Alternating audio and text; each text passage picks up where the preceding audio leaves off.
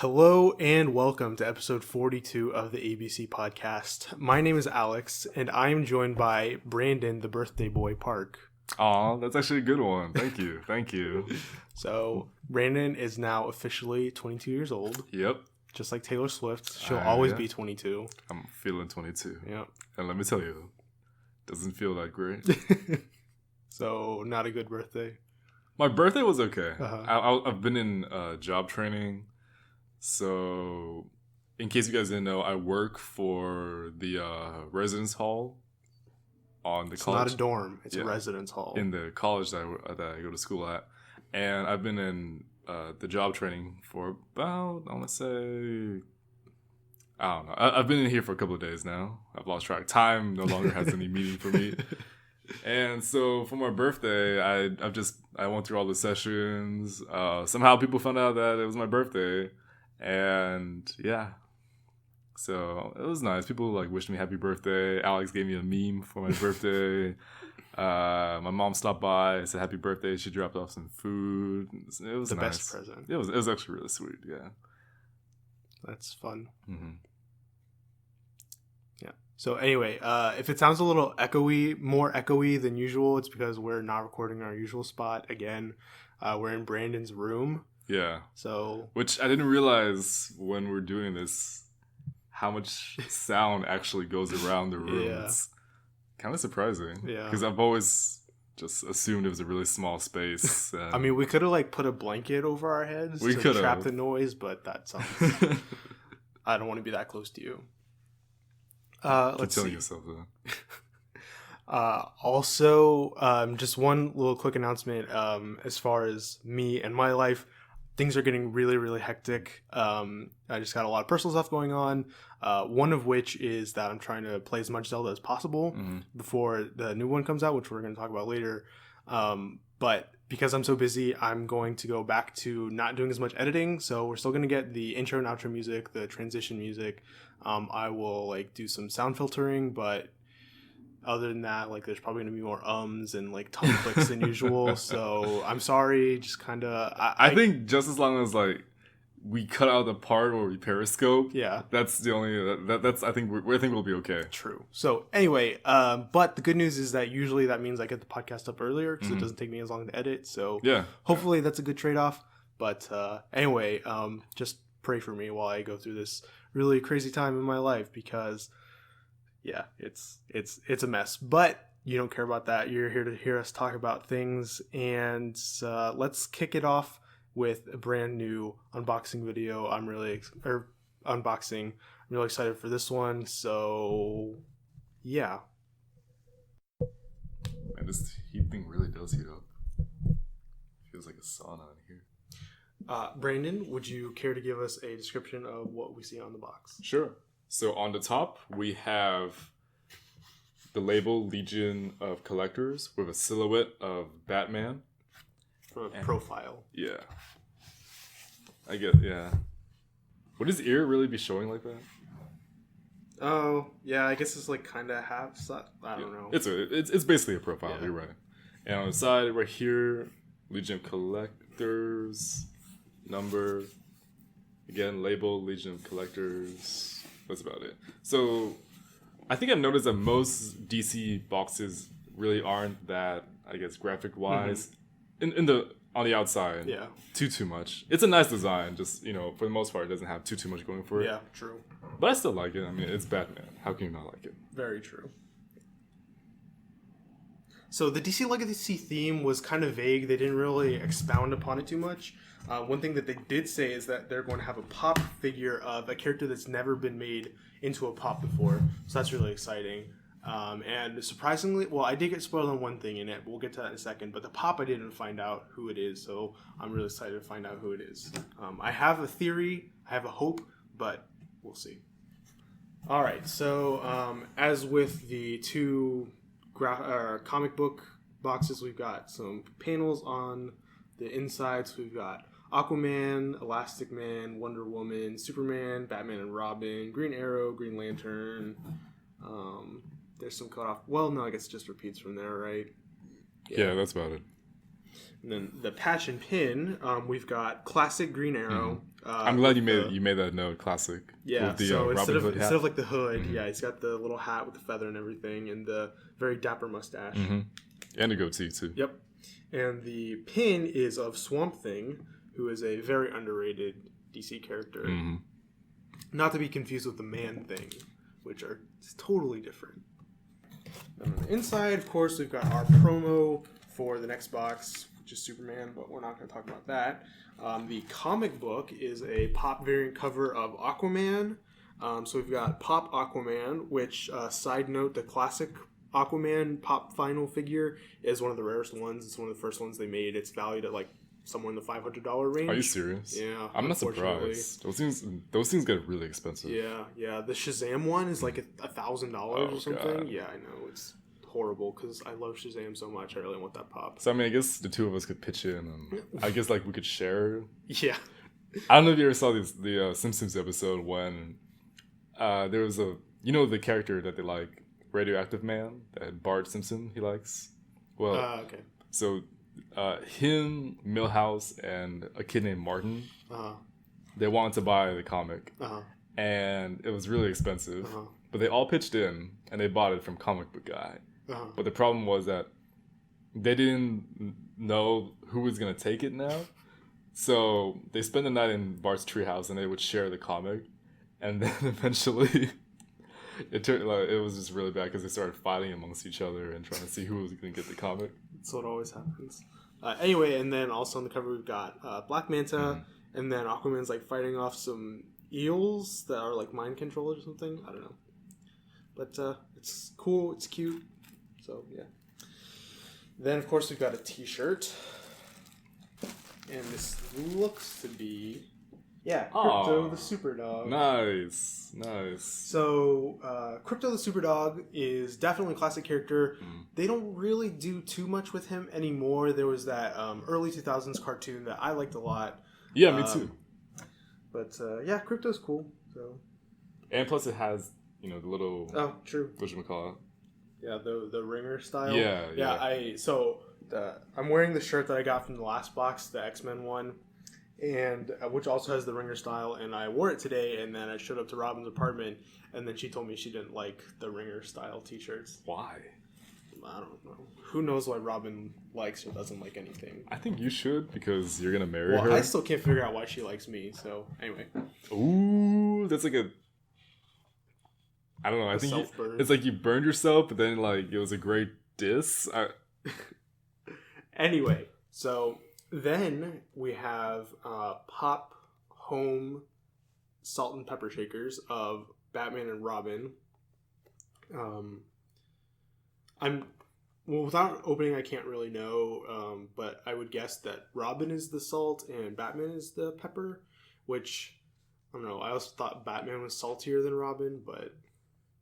Whatever. Anyway, so this was the thing that I got spoiled on. So, funny story. On Friday, I was making lunch for Robin, and I needed some salt to add to it. And I went to go grab the salt out of the cupboard, and there was no... Like, I just had a giant, like, container of salt. Like, I didn't have this shaker, so there was no way to, like, add it really well. So, I was like, oh, I need to get some salt and pepper shakers, even though I've lived in that apartment for, like, 4 months already.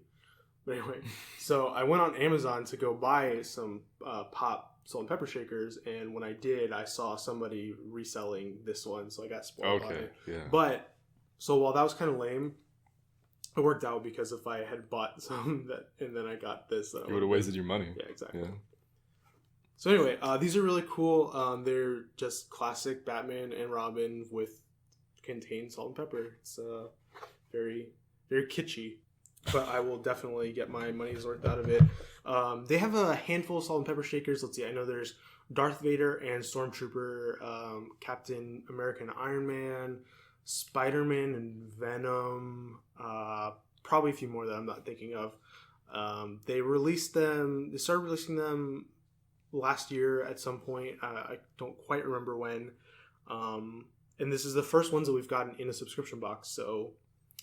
yeah, go DC Legion. It's thank you for mixing it up. So I have a question. Yeah.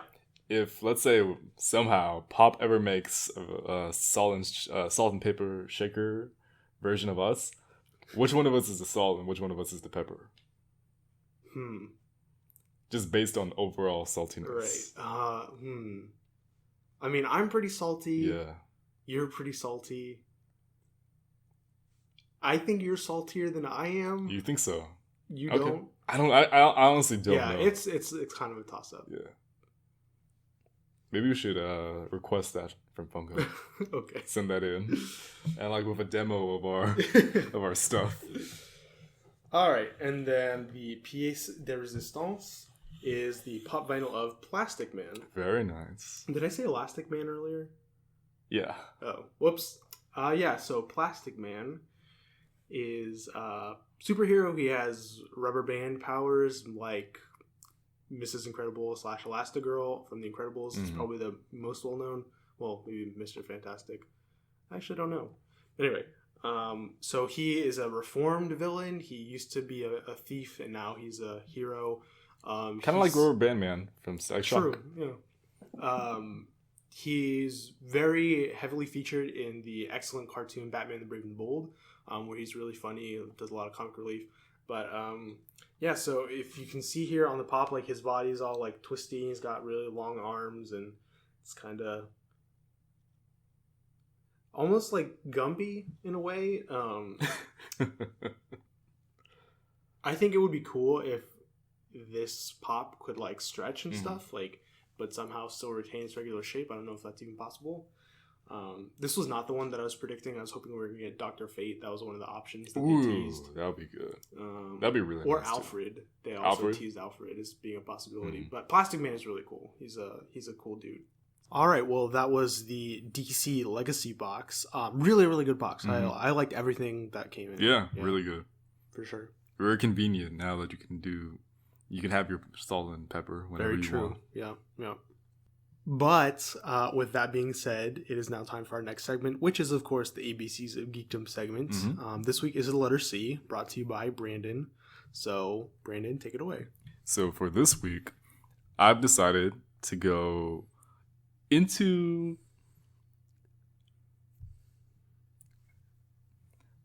the world of Halo. And I'm going to focus on the Covenant. Okay. So, real quick premise. Halo, of course, as many of you might know, is a first-person shooter. Came out early 2000s, and it's been one of Xbox's most popular games. Probably their most popular. Probably. Games, yeah. People make the argument between Call of Duty and whatnot, but Call of Duty you can play on that's PS4. Yeah, so the Covenant is they're the aliens that you fight in the game. And, it's at first glance, it might be like your classic, first-person shooter, you fight aliens, bang, bang, bang, save the world. Right. Yay. And that could be what you perceive as from the first moment you look at it, but there's actually a lot more that goes into it. Would you say that the combat has evolved beyond that? Ooh, very nice. Very, very nice. Sort of, by the way. I mean, there's only so much you can do in a first person. So the Covenant are an alien race. Well, they're not an alien race. They are a collection of alien races that have come together over the span of thousands of years. And they are a religious society, which I thought was very interesting because Halo 1, you get a little bit of a backstory for the Covenant, but not too much. You just get like little details whenever it's said in bypass between the characters. Halo 2, you go more into detail about the Covenant civilization and more about their belief system. So as I said, they were a collection of alien races, and they started between these two races.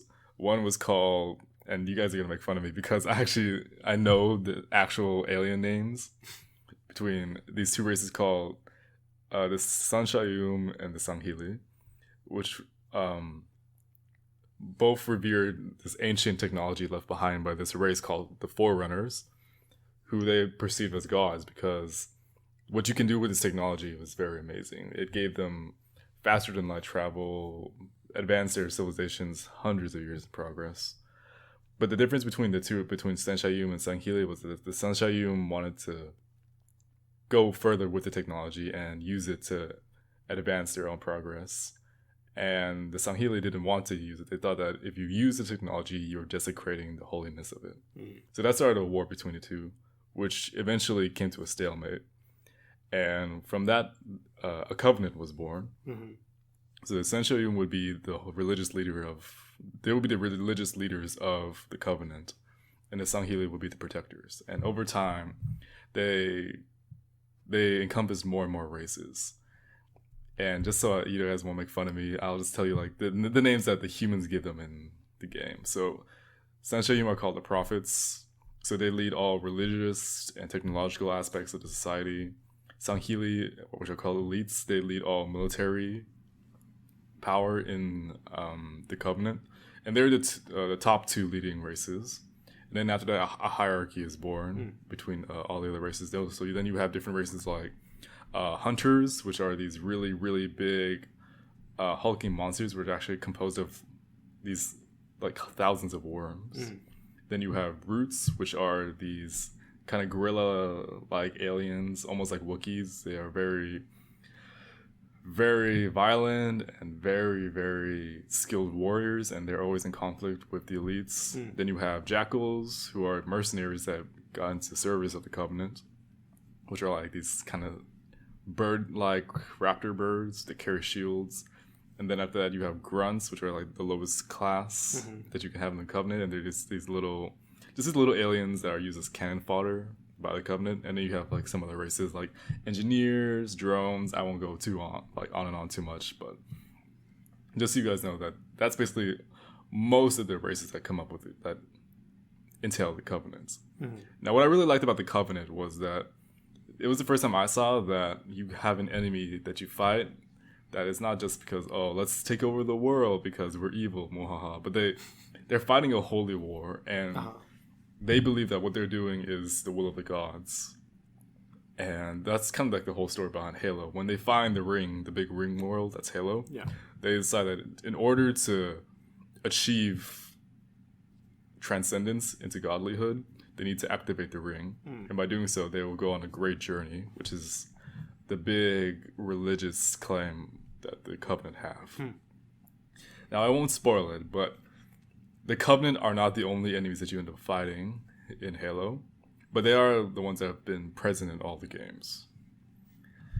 And yeah, that's what I really liked about it. And when you go into Halo 2, like I said, you go more into detail about the religious beliefs of the Covenant. And what I really liked about it was that the aliens that are doing so, they don't really think that they're doing anything wrong per se. It's mostly that because they've been following blind faith, and they've really never been given a chance to kind of have another perspective, a point of view that,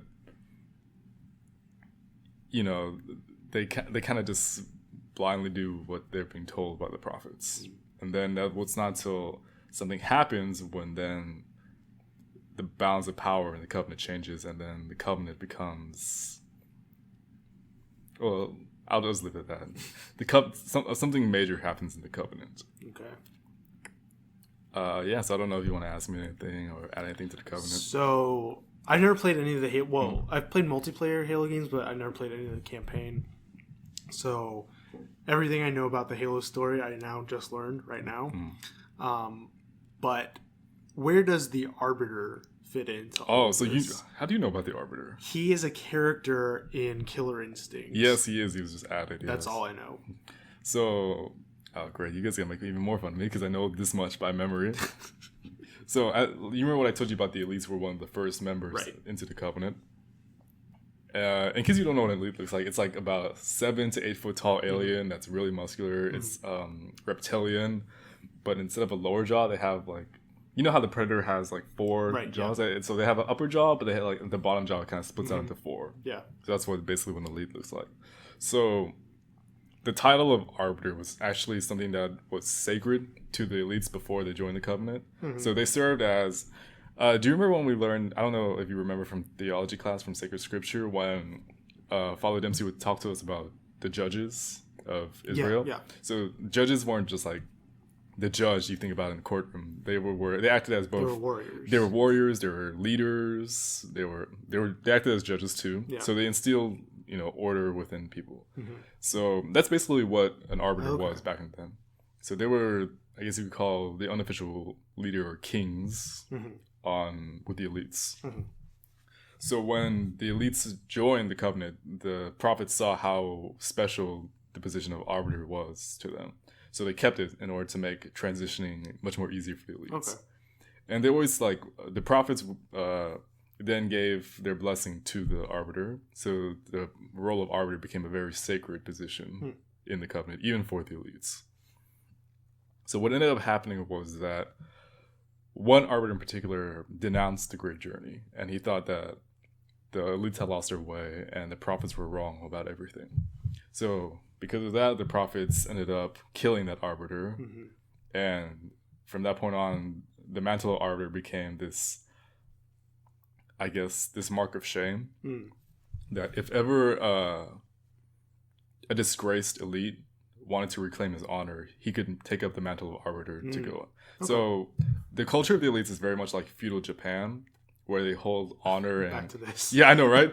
They hold honor and combat in very high esteem. So that was basically the role of the arbiter.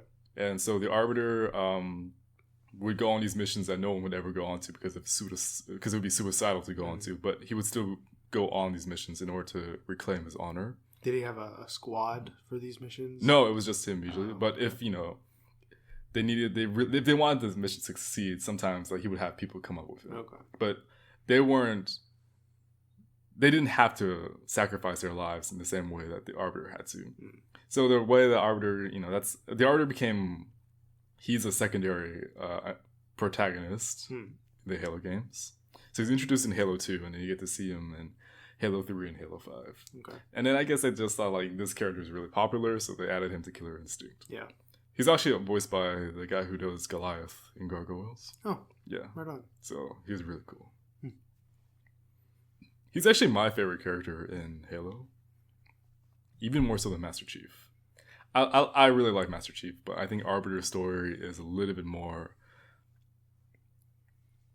I guess, grasping. Just because he has to deal so much with what is he going to do with his faith, and how does he do that with his people, and what's he going to deal with his people, and how do you perceive with all of these threats going on. But yeah, that's I guess a really long explanation of the Arbiter for you.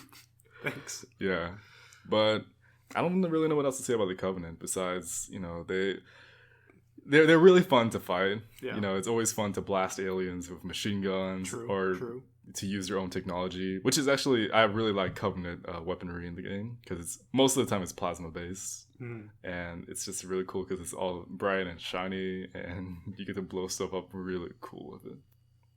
Awesome. Yeah, so without hurting y'all's head, that's pretty basic rundown of the Covenant. Very cool.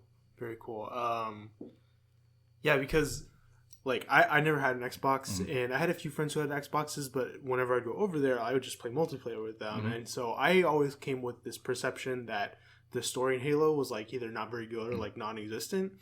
And then later on, as I grew up and got more into video games, I kind of learned more about the Halo story, but this is by far the most I ever heard about it. It actually sounds really cool. Yeah, even if you don't look into the backstory, you can enjoy the story for what it was. So if you just play the games by themselves, you can catch on because, like I said, some things get said in dialogue, but then they really go into depth about some stuff.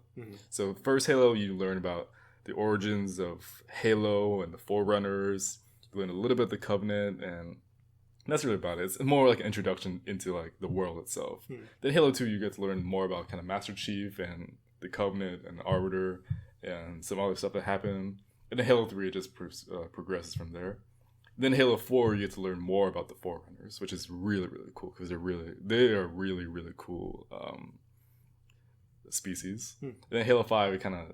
I know some people didn't like Halo 5 because they said the campaign was kind of I didn't get to play it. From what I saw, I thought it was okay. But you get to see even more of that. So if you ever get the chance, I would definitely recommend play it. That's a big if. Yeah, very big if. Yeah, if I was going to get... both of us. Yeah. If I was going to get another video game console, it would definitely be a PlayStation. Because, Xbox just doesn't really have that many great exclusives, in my opinion. Which is funny because I always hear from, just Xbox lovers only, Uh, who only love anything to do with Xbox, they always say, well, you know, Xbox has more games and more stuff that's like cool with them, blah blah blah. I don't agree with that. Yeah. I like both consoles equally. I have no preference. I don't have a type. I mean, just for me, because I'm a Nintendo fanboy. The reason that I'm into Nintendo is because they have all the awesome first party titles. Yeah, which is, I mean, it totally makes sense. Yeah. So, like I said, I personally don't have any like preference between the two video games. I love them all.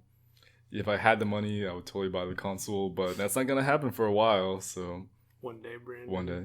You know, if only I got hurt a little bit more in that car accident. Oh, I didn't tell him. So I got into a car accident yesterday, and I'm okay. I'm not. Nothing bad happened. Nothing serious. I got just a couple of bumps. I got hit on the head kind of hard, and my back's kind of bruised, and I have a little bump on my head. But you already said that. I mean, on my leg. Sorry. And so, you know, I didn't have to sue anybody, but if I did, I could have just sued for so much money. Also, just in case if I start slurring in my words, you guys have a heads up. Yeah. From brain damage. But yeah, that was the Covenant. Hooray. Oh, you want to know something funny? Actually, because of the Covenant and because they have so much religious of a religious aspect, I knew what a Covenant was. Even before I took like any theology classes or knew anything about the Catholic faith, when I looked up what a covenant was, I'm like, oh, so that's a covenant. So when I heard it in my theology classes, they're like, who can tell me what a covenant is? And I would give them the definition, like, yeah, that's actually really good. Like, have you studied this before? I'm like, no. And I didn't want to tell them that I learned it from a video game because it would just be weird if I did.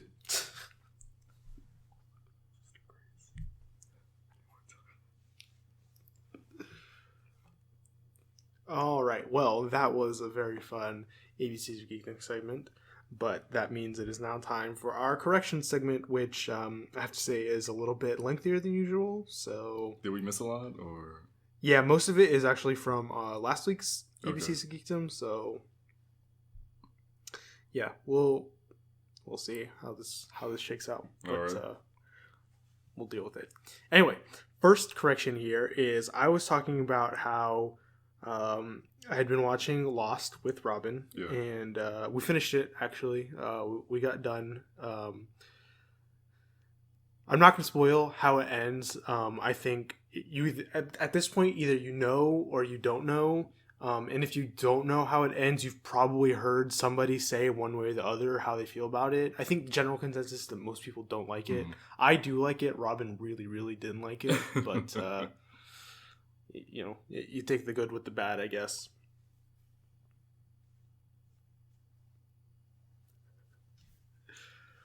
But the first episode of Lost premiered on September 22nd, 2004. So I would have been in like 6th grade at that time. So yeah, it was a long time ago. Okay, next correction is that we unboxed an old box from Smuggler's Bounty last week because Funko very graciously sent me a little Christmas package. And in the box was a flocked flocked pop vinyl of Chewbacca, and I was questioning whether that the pose and whatnot is different from the regular Chewbacca pop. So there are several different Chewbacca pops. There's the original, but then they made a new mold for The Force Awakens, and the flocked one in the box was based off of the Force Awakens design, which only makes sense because it was based off of the Resistance from The Force Awakens. So, yeah. Okay, moving on. After we unboxed the Smuggler's Bounty box, we did the X-Men box from Collector Core.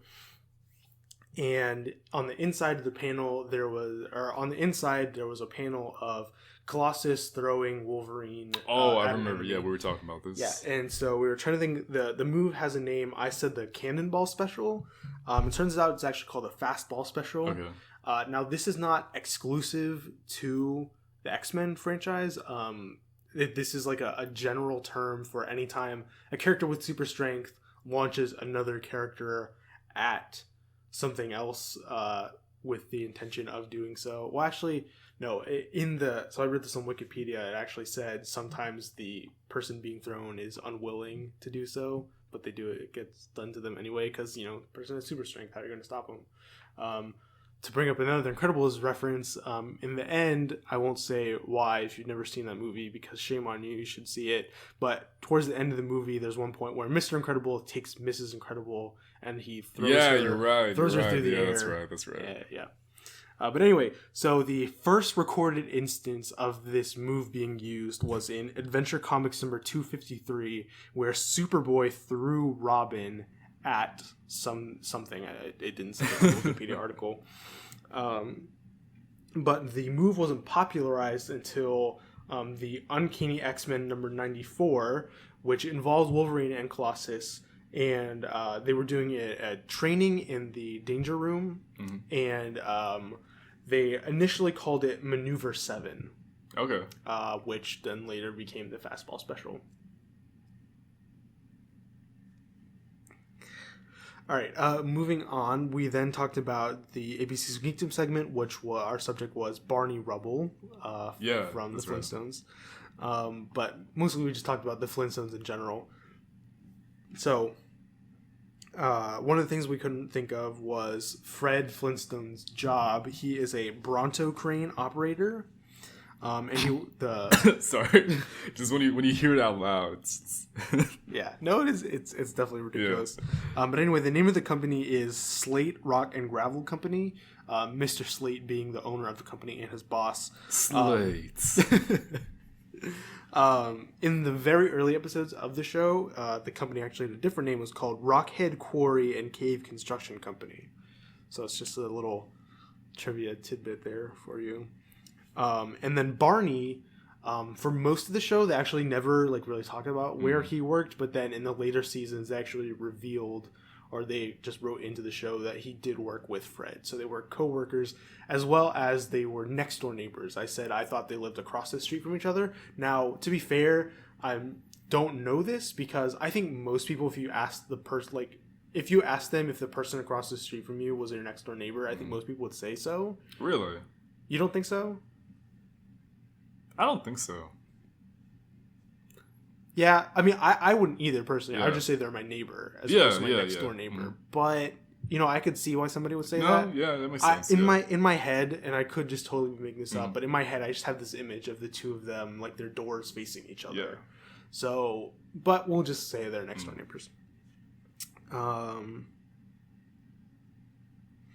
All right, next correction. We were talking about they belong to this fraternal society where mostly what they do is they just go bowling and they have these funky blue hats. Yeah. I couldn't remember the name of their organization, but it's called the Loyal Order of Water Buffaloes. You ever worry this is what we're gonna end up as when we're in our 40s? Just go bowling, and we're gonna join fraternal societies. I mean, technically, we're already in fraternal societies. I always forget that. Yeah. I always forget that. Yeah. Don't worry, we're not frat boys. We're in Knights of Columbus. I honestly can't do frat anything. Yeah. I'd be the lamest frat boy ever. Anyway, so the last week I was trying to come up with a name for whatever what ended up being the water buffaloes. And for some reason, I couldn't get the word blue out of my head. The reason for that is because they wear blue hats to their meetings. So, yeah. Okay, moving on. We didn't really know how old Fred and Barney are supposed to be in the cartoon.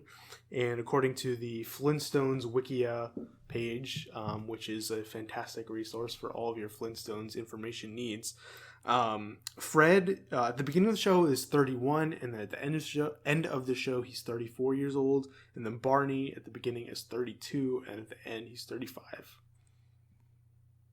Yeah. Okay, then we were talking about the spin-off TV show about Pebbles and Bam Bam when they get older. I thought that they were married and have their own house and everything, but it's actually they're in high school.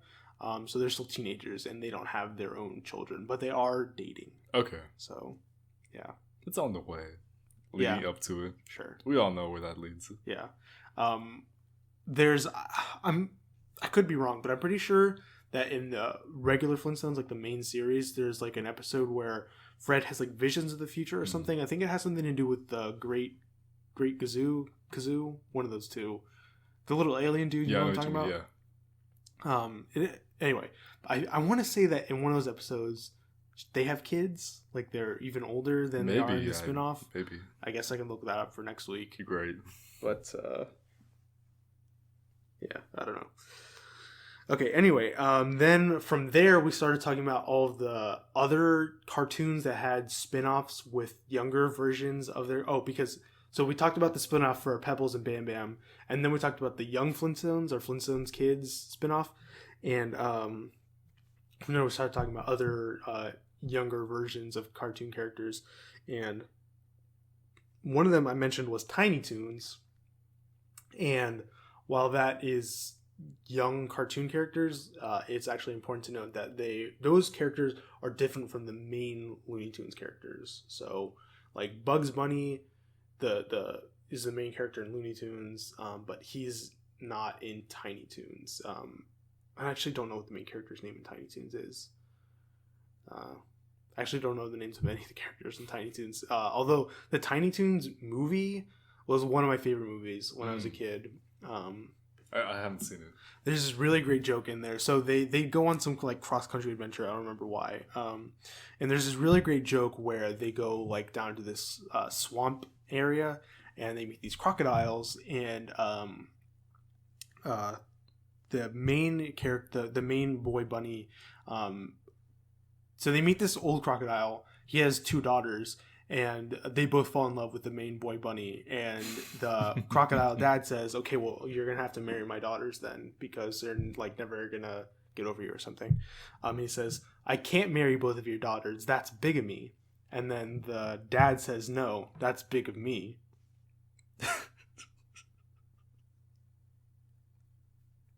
Okay, that was pretty good. That was pretty good. Yeah. I always think of that joke, like, a lot. Just for no reason? Well, mostly when people bring up bigamy, which doesn't happen all that often. I was about to say, like, how often do you talk about that? Not that often, but I mean, every once in a while. Oh, God. Okay, moving on. Then from there, we started talking about the plot of the crossover between the Jetsons and the Flintstones. So just a really, really brief summary of what happens is the Jetsons go back in time on a prehistoric vacation. Then they do some shenanigans with the Flintstones and the Rebels. Then Rosie, their robot maid in the future, she fixes the time machine and she tries to get the Jetsons back, but instead she gets the Flintstone family, plus at least Barney. It didn't say if Betty got sucked up to Back to the Future with them. So then after that, the Jetsons then go back to the future after a little while, and then after that, the Flintstones go back to the past. So, yeah. Definitely would not have remembered all of that. Oh, another thing we forgot to talk about last week is the Flintstones WWE animated movie. You didn't know about this? What? Yeah, there's an animated movie of the Flintstones featuring the WWE. So I know John Cena and The Undertaker and Vince McMahon are in it. I don't know about other wrestlers because I'm not really into professional wrestling. But yeah, it's a weird, true thing. So no Rock? Not that I know of. Which would be funny because... Oh, yeah. The Big Bronx. True. Yeah, so funny, right? Okay, moving on. We talked about Scooby Doo for a little bit. And I said that classic Scooby Doo was on Netflix. But that's actually not the case. I don't know what I was thinking of. But they do have Scooby Doo Mystery Incorporated, which is a fairly recent reboot of the cartoon. I want to say like within 2010 it came out. I'm not 100% sure. There's also no Flintstones or Jetsons on Netflix, but they do have the Jetsons movie randomly. So I don't know what that's about. And then last animation correction here. I was talking about a Scooby Doo movie that I saw when I was a little kid that really, really scared me. As far as I can tell, to the best of my ability, that movie was Scooby Doo and the Alien Invaders. Yeah, that was what. Yeah. That's such a simple title, and I just don't remember it. Okay, moving on. So from our corrections from last week, I said that episode 21 of the podcast was the one where we talked about Whiplash. That's actually incorrect. That was episode 17. Episode 21 was a special episode where we got together and we talked about the future or the state of the MCU, and then we did our second game of Back of the Box Trivia. It was good times. Brandon won. Managed to squeak out the W. But, yeah. Next correction is we were talking about the pop vinyl version of Bing Bong. Because we were talking about how the mini Hikari of Darth Vader that I got in the Rogue One box was hollow, and how pops are not hollow, including the Bing Bong. I actually said that the pop is invisible, which is impossible because then you would just have air. It's actually a clear pop. Okay. Because Bing Bong turns invisible, or he can like camouflage himself, I guess, invisibly. You know what I mean? I know what you mean.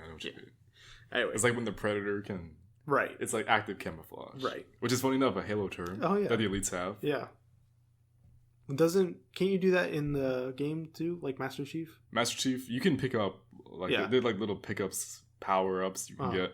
When you play the Arbiter in Halo 2, you can do that. Like anytime? Anytime, but it can only last 15 seconds. Oh, okay. Yeah, okay. Then we were talking about actors who played characters much younger than their actual age. And we were talking about the brother of Hannah Montana in the show Hannah Montana. The actor's name is Jason Earls, and the brother, like the name of the character, was Jackson. That's right. And then in Ferris Bueller, the actor's name is, or the friend of Ferris Bueller, his name was Alan Ruck, and his character's name was Cameron.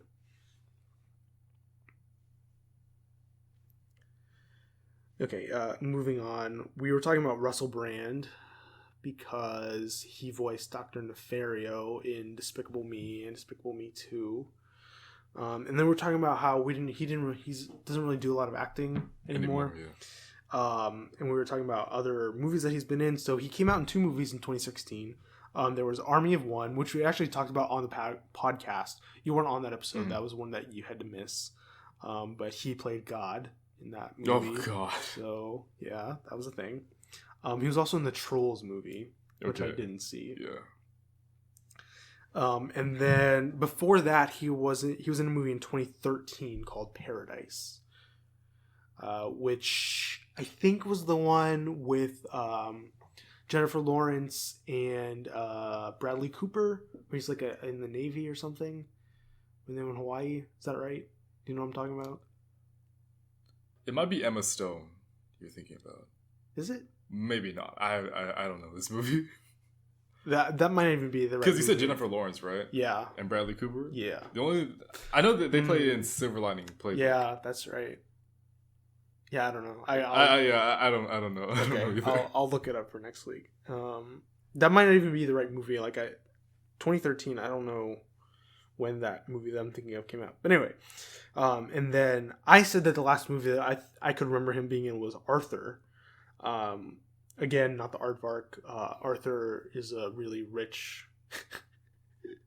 Arthur's a really rich, spoiled guy. But that movie came out in 2011. I think I said 2012. And then our next correction is we're talking about CW, the CW, because I couldn't remember how much of it the Warner Brothers Corporation owned anymore, if they own it at all. Because we were talking about the CW TV shows, I think. We were talking about Powerless and how it was weird how they were all spread out across all these networks, or these DC shows were. But anyway, so the CW is jointly owned by CBS and the Warner Brothers Corporation. They each own 50% of the network. So, yeah.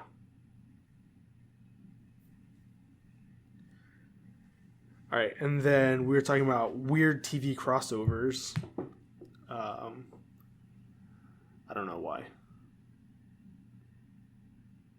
But anyway, so I found a few, and I don't know how much we'll talk about these, but I'll just list them out really quickly. Okay. So there was an episode of Full House featuring the family from Family Matters. Really? Yeah, oh, so cool. I don't know much about Family Matters. I've seen like maybe a couple episodes, but that's with Urkel. Mm-hmm. Everybody knows Urkel. My mom actually really likes that show. Oh, yeah. And then there's an episode of Bones in which Booth, who's the FBI agent guy, he's the main male lead, he has hallucinations where he sees Stewie from Family Guy. And then there was an episode of The Brady Kids, which I didn't know was a thing, but it's an animated spin-off of The Brady Bunch, just featuring the kids. Right. But in that episode, one of the girls makes friends with Clark Kent, and then the kids help him foil some bank robbery as Superman. Okay. And then, of course, there's the Scooby Doo / Harlem Globetrotters crossover. I don't know if that was just an episode of the show, or if it was like a movie. I think there's both. They came a couple of times. Yeah. So that's not really a TV crossover because like the Harlem Globetrotters don't have their own show per se. They did have their own cartoon though. Oh really? Yeah. Oh okay. And they had superpowers in the cartoon. Of course they did. It was a really weird cartoon, but I always enjoy watching it. Yeah, that kind of rings a bell. I was watching Futurama the other day, and I saw the episode with the Harlem Globetrotters. Oh yeah, the ones from space, right? Yeah. Okay. And then there was an episode of Mad About You. I don't know if you're familiar with that show.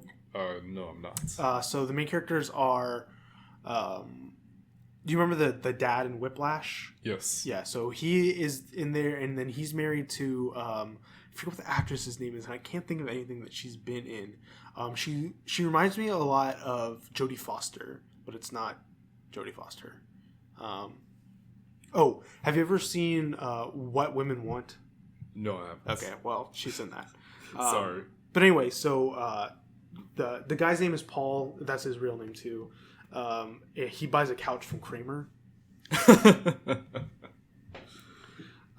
So that happened. And then there was an episode of Friends that crossed over with Mad About You. There was some thing about Phoebe has a sister in Friends, and that character was on Mad About You, and the actress was on Mad About You as a different character, and they did some weird crossover. I don't know. I didn't really understand. Then there was the live-action TMNT show crossed over with Power Rangers. I've seen the meme of that before. Yeah. It's really funny. It's where they do the shrug thing. Yeah, or when your gang gets along with the other gang, and they all homies now. And then there was an episode of the Super Mario Brothers show, which was an animated cartoon that crossed over with Inspector Gadget. Oh, I remember that show. Love that show. That cartoon? Yeah. I've seen a couple episodes, I think. I mostly just remember the two movies. With Matthew Broderick was in the first one, and then the guy from Third Rock from the Sun was in the second one. I don't know his name. But anyway, that's besides the point. And then the last weird crossover I have was the old Batman TV show with Adam West crossed over with the Green Hornet. Really? Yeah. I didn't know that. Mm-hmm. Okay, moving on. We were talking about the Cult of Chucky. It's a new movie that's coming out later this year. The original Child's Play movie, which then spawned the rest of the sequels, that came out in 1988. And the soul that is inhabited in the Chucky doll, he was a serial killer. Okay. I couldn't remember if he was a serial killer or a mass murderer, or I thought maybe he's just a common bank robber or something. But yeah, he's actually a serial killer.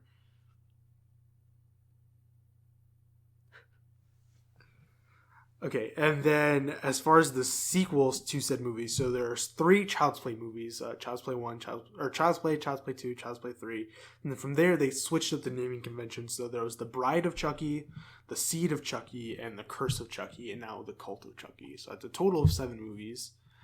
So they're reaching Saw proportions. Oh god! Wait, were there 7 or 8 Saw movies? I want to say 7. Let me look it up real quick. Okay. But while Brandon does that, we're talking about Prometheus. Because we talked about the trailer for Alien Covenant. Funny. Yeah, right now. Funny enough. But anyway, so Prometheus, which was a prequel to the entire Alien franchise, that came out on June 8th, 2012. Yeah.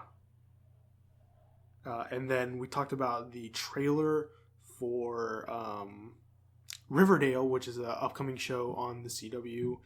And then, because those are based on the characters from the Archie comics. And I was talking about...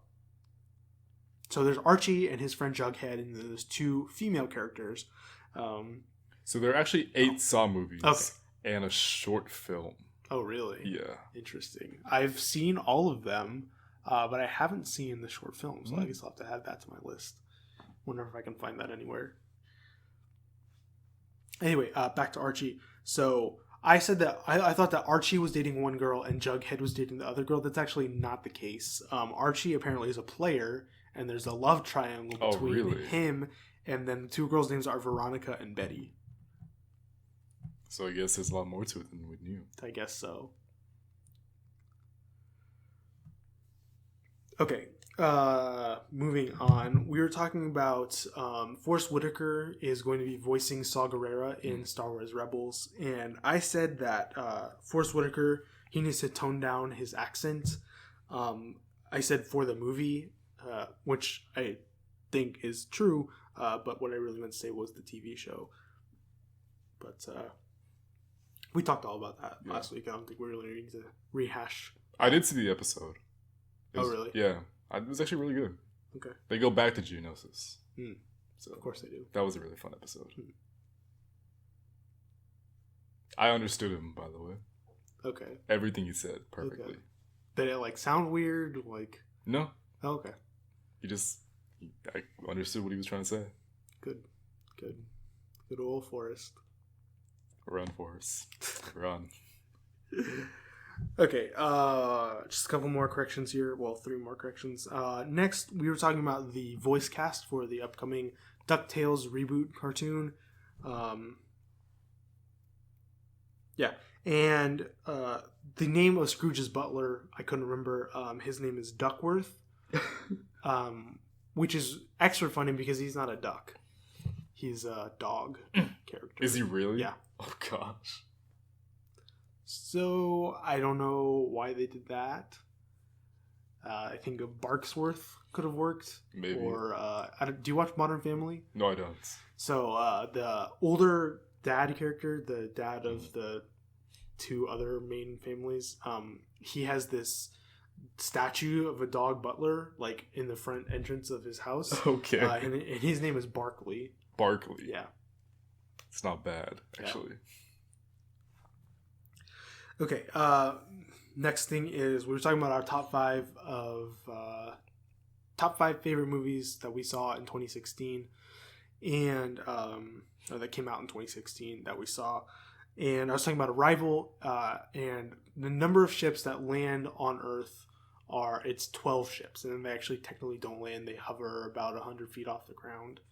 I could have sworn that they came up with a colloquial name for what they're calling these ships, but I couldn't find it anywhere. So it's just going to remain a mystery until I watch it again, I guess. And then the last correction for this week is the director of the movie Keanu, starring Jordan Peele and Michael Keegan Key. The director's name was Peter Atencio. Okay. Yeah. So, yeah, that's all of our corrections. I guess that didn't take too long. No, that was a lot, actually. Yeah, it was. but I kind of sped through it because since we're not doing it, I'm trying to not do editing. I'm trying to make sure we don't have prolonged silences. So I just kind of kept going when you didn't really give me anything to work off of. I mean, I thought you were just cut and dry. I'm sorry. No, it's fine. It's fine. Anyway, but now we're going to take a break and we're going to watch a couple quick videos and then we're going to come back and talk about the news and stuff. So stay tuned for that.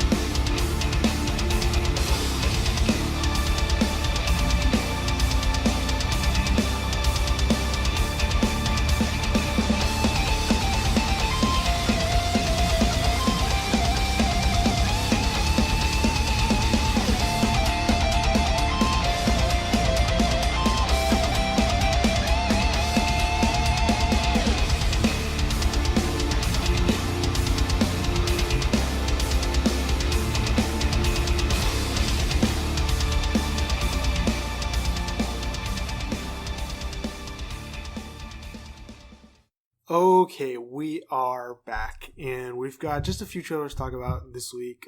Nothing super duper exciting, but it's the dry season of the year. January doesn't really get a good reputation about releasing anything, whether it be movies or shows.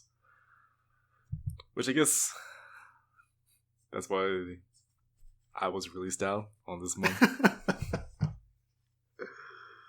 Anyway, so the first thing that we watched was a trailer for a movie called Chips.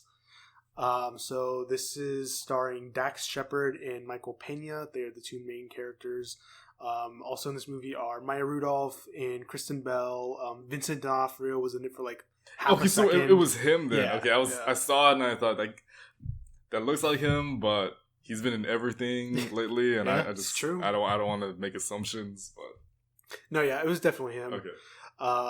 But the two main characters, Dax Shepard and Michael Pena, it looks like a typical buddy cop comedy. Yeah. They work for the California Highway Patrol, so they're motorcycle cops. One of them is undercover FBI. Michael Pena's character, I think. Yeah. And the other one is just a dummy. Yeah. I don't have a lot to say Me about neither. it. Really. It doesn't look outstanding, but just enough just to like maybe go for an hour and 45 minutes to kind of just bum out and just get maybe some stupid laughs out of it. No, I definitely wouldn't see this movie in theaters. I would probably wait till it comes out. Yeah. Maybe have a few beers and watch it or something. More than a few, I think. Yeah. But I always like to see Dax Shepard and Kristen Bell in movies together. They're married in real life. Oh, really? Yeah. I didn't know that. I just think they have good chemistry together, obviously, because they're married, and I think that translates pretty well on screen. She didn't look like she was going to be a big part of this movie, but maybe I'm wrong. Who knows? But yeah, that's pretty much all I have to say about it. Then we watched a new trailer for Cars 3. So the very beginning of this, like the first 30 seconds or so, was just the same as the very first teaser that they released a few months ago. And from there, it kind of goes on to explain about what happened, what's going to be happening in the movie. We get more plot details, basically. Basically, Lightning, who's our main character, he's kind of washing out. Basically, It's that story when, you know, you've been with the character for some time now. He's been the best at what he does, but, you know, time is the enemy of all. Yeah. And eventually somebody new is coming along that's almost just as good as the character. Yeah. And then, so it's the character's job to see, like, how is he going to deal with it? Is he going to succeed? How is he going to, you know, handle it? Yeah, it's, have you ever watched any of the Rocky movies? No, but I know the premise for most of them.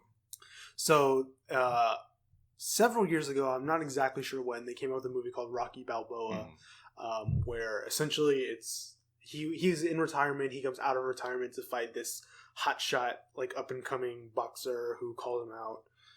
So that seems a lot like this. You know, Lightning isn't quite retired yet, but he's like getting to that age. Yeah. So, you know, we'll see what happens, but something that I noticed in everything we've seen so far is that we haven't seen any of the characters from Radiator Springs return. So no Mater, no Sally, no Doc. He died in the second movie, right? Or like prior to the events of the second movie. Yeah, that's what I thought. But so mostly just those two, I guess. So I think that's kind of weird because, like, Mater is such a popular character. He got his own movie, basically. So I just think it would be weird for them to not come back at all. Yeah. There was one shot in this trailer where there's a scene of them driving through what looks to be an area near Radiator Springs. It's very desert-like, so he might be trying to go back there to, like, try and, you know, train himself and, like, regain his mojo or whatever.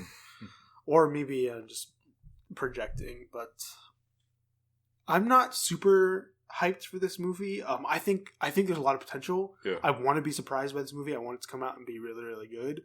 But just based on what I've seen, it seems like a lot of reused tropes that they're kind of going with, which I don't know. I like to see Pixar do new things, like push new boundaries, and their sequels typically don't really do that all that well. You know, the other two Pixar movies are Toy Story 2, Toy Story 3, those are really, really good, but they are kind of just retellings of the same story when you really get down to it. Yeah. So we'll see what happens, I guess. I'm gonna see it, like, don't get me wrong, and hopefully I'll like it. I just want to love it. Maybe we will. I mean, I've seen that movies have surprised us a lot this year. Yeah, both in the good way and the bad way. True. At least we know that this movie won't be a failure. Like, that's something we can know for sure with Pixar. Like, it's not gonna be garbage. Yeah. How much you like it, that's personal preference, but, you know, I'm willing to see where they're gonna go with this. Yeah. Yeah. Like, yeah, it's you know, it's a storyline that's been used a lot of times, but I mean, it fits into the storyline of Lightning McQueen's story arc. No, yeah, it definitely does. I don't remember what happens in Cars 2. I'm going to be completely honest. I just, like, I have no idea. All I remember is that Mater becomes a spy. Like, that's the only thing I remember. But he's not racing in that movie. Lightning isn't racing for the Piston Cup, right? Right. It's like a European circuit. Mm-hmm. Yeah. So, in spoilers for Cars, whatever, in that movie, he doesn't win the Piston Cup. Chick Hicks wins. And Lightning goes back on the track to push the King across the finish line so that he can finish his last race. So he does the noble thing, but he gets third place. He doesn't win the cup. So I want him to actually win the Piston Cup. I actually forgot about that. I think that would be a fitting end to that trilogy, if nothing else. I mean, it is just a cup, though. True. Okay, then we watched a couple of TV teasers. Yeah. Not something we usually talk about, but there wasn't a lot to talk about this week, so I was kind of grasping at straws a little bit, but whatever. So first we watched a promo for Powerless. We've been talking about that quite a bit recent weeks. This is an NBC comedy that's coming up. It's going to be based in the world of DC Comics, but focused on non-superhuman characters, which has been done in the comic books quite a bit, but never really translated into something like that. Yeah. So they're going to be working for Wayne Securities, which is an insurance company. But as we saw in this promo, they also do a lot of R&D, it looks like, to protect civilians and property from superhero battles, I guess. Damage. Collateral damage. Yeah, exactly. So did you ever watch the show Better Off Ted? I did not. Okay. So this was a comedy on ABC a few years ago. It came on either before or after some other show that I watched. So when I recorded it on my DVR, I would either get like the very beginning or the very end of it. And this seems a lot like that. It was about this guy named Ted. He was like a lawyer, or he was like in the administration of this company that did R&D like this. They just did random like weird science stuff. And so that was a lot of it. So I saw just little bits and pieces of that. And it was funny, and I started watching it, and right after I started watching it, they canceled the show. Oh, man. But anyway, so that just reminds me, this show reminds me a lot of that. So if they can capture that humor, I think that'll be good. I think they've got a really good cast. Vanessa Hudgens, I'm not a huge fan of her, but I think she's a pretty decent actress. She is, yeah. Alan Tudyk is really great. Danny Pudi is really great. Those are the main people. Yeah. So yeah, I'm excited. Yeah, it's got like a kind of quirky feel to it, and I don't know. I want to see where it goes. I'm like, of course, it wouldn't be when they release it. Wouldn't be too much because I mean they don't want to spoil it, but they have to make it just enticing enough. Mm-hmm. So I guess I don't know. I really want to see how they're gonna go about this. Yeah. I think it'll be funny. Yeah. And then the final thing that we watched was a teaser for season 3 of Better Call Saul, which was essentially just a commercial for Los Pollos Hermanos, which is a fictional chicken restaurant based that was introduced in Breaking Bad. Season 3, right? I think that's when Gus comes in. I think it's earlier than that.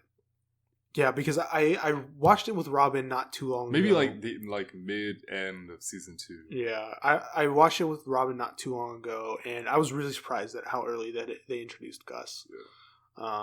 Because I know 1 and 2 is basically with Tuco. Yeah. But yeah, I think you're right. Like Gus is he's gonna introduce him. I want to say mid to late season 2. Yeah, something like that. Yeah. But yeah, so it's a chicken restaurant. Gus Fring. Fried chicken restaurant. Yes, true. Gus Fring is the owner and operator of these stores, and he also smuggles meth. He is a very interesting character. He's my favorite character on Breaking Bad. Like, there are plenty of great characters, but he is my favorite character on Breaking Bad.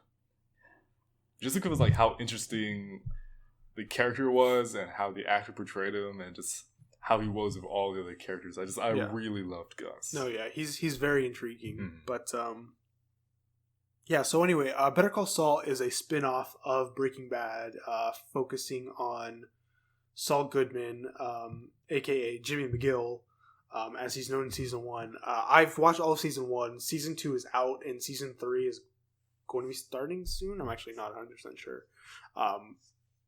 But in season 1, he still goes by his real name, Jimmy McGill. He hasn't transitioned into Saul Goodman yet.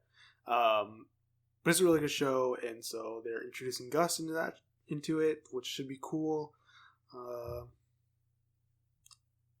Yeah, that's pretty much all I'd say about it. I don't know what else I could say. I mean, we're getting Gus back, which is cool. Yeah. Yeah. And that commercial made me really want some fried chicken. I know, right? And some curly fries. Right with the fries, I'm like, oh gosh, I've been eating terribly these past couple of days, but I really want some fries now with chicken. That sounds delicious. But yeah, that's all. That's basically it, yeah. Like we said, it's just not the time of year when people will want to get people hyped up for what's coming out. That happens later in the year. But I mean, we still have Thor. We haven't got any trailers for Thor. We've gotten one trailer for Guardians, one real trailer for Guardians, one trailer for Spider-Man. I don't. So there's still stuff to look forward to. Yeah, I don't know where I was going with that. Okay. As for other news, so first thing to talk about is there was a rumor going around that Disney / Lucasfilms were looking into creating a CGI Princess Leia, or General Leia as she's known now, for, well, I guess the rumors didn't really say. Presumably for episode 9, although if they wanted to change what they had already, they could have worked it into episode 8. But Star Wars came out flat out and said this is not happening. Basically, they said that it's still fresh in everyone's mind. They just don't want to tarnish her memory in that way, I guess. I think that's the right move. I think so too. Yeah. Like, no matter how much you want her to be in the storyline, I think for the sake of her memory, that's a good thing to do. Yeah. We talked about it last week, and I said that I didn't think it would be disrespectful to do it. It just wouldn't feel right. Yeah. And it wouldn't be the right time to do so either. Yeah. Moving on. We got a little bit of news from Deadpool 2 this week. We got confirmation of 3 returning characters. Dopinder, the cab driver, which is, I'm okay with it. Like, it's kind of dumb because, so if you haven't seen Deadpool, Dopinder, he drives a taxi cab, which Deadpool should upgrade to Uber because who still rides in cabs? But anyway, so Dopinder drives Deadpool. Maybe that'll be a point in the second movie. Like, you know what? That would be really funny. That would be good. Like, he has to leave Dopinder for that. But he drives him to the initial fight scene at the beginning of the movie, and then he drives Deadpool, Colossus, and Negasonic Teenage Warhead to the final fight scene at the end. So it was already kind of dumb that they got him in the movie a second time. So they get him in the sequel. I feel like it might be forcing the joke a little bit too much. But at the same time, it's Deadpool, and yeah. And also because, like, whenever, like, a character's introduced, like, he usually has him stick around for a while, I guess. But yeah, like, if you said, like, if Deadpool, like, gets an Uber and then the car shows up and it's Dopinder, that would be really funny. Yeah. I was like, I got the new job, Mr. Deadpool. Or Mr. Pool. Mr. Pool. I really like how, like, Deadpool, though, I have to admit, like, in the movie, how he influences Dopinder to seek out revenge on the person who stole his woman. And then also we got confirmation that Negasonic Teenage Warhead and Colossus will also be in the sequel, which is fine. I would like to see them expand the X-Men cast just a little bit. But then again, you could also, I feel like they can, like, Deadpool will bring up the topic, like, oh, so you two are back from the movie, but I don't get anybody else. This is great. But I think Colossus played a really, really great straight man in that movie. I do too. Especially the spoiler alert, the last scene when he's giving the speech about being a hero and what he has mean to show mercy, and he just shoots Ajax in the head. And he just throws up. Yeah, that was funny. And then Negasonic Teenage Warhead and Deadpool, their, like, sparring contests of verbal really sparring funny. It was really funny. So I'm excited to see them come back. I'm excited to see where this movie goes from here. Should be good stuff. Okay, and then a little bit more comic book news. It was confirmed that Jon Stewart will be in the Green Lantern Corps movie. So the DCEU's big Green Lantern movie that they have on the books. Jon Stewart will be in that movie. Now, I actually didn't read the article, so I don't know if I'm presuming that he's going to be a main character, but, they could just have him in there as, like, a cameo, just kind of in the background, or just kind of mention him, or, whatever. But working off the assumption that he is the main character, that doesn't come as any surprise to me. I forget how we knew this, but we've been operating under the assumption that it's going to be focusing on 2 main Green Lanterns.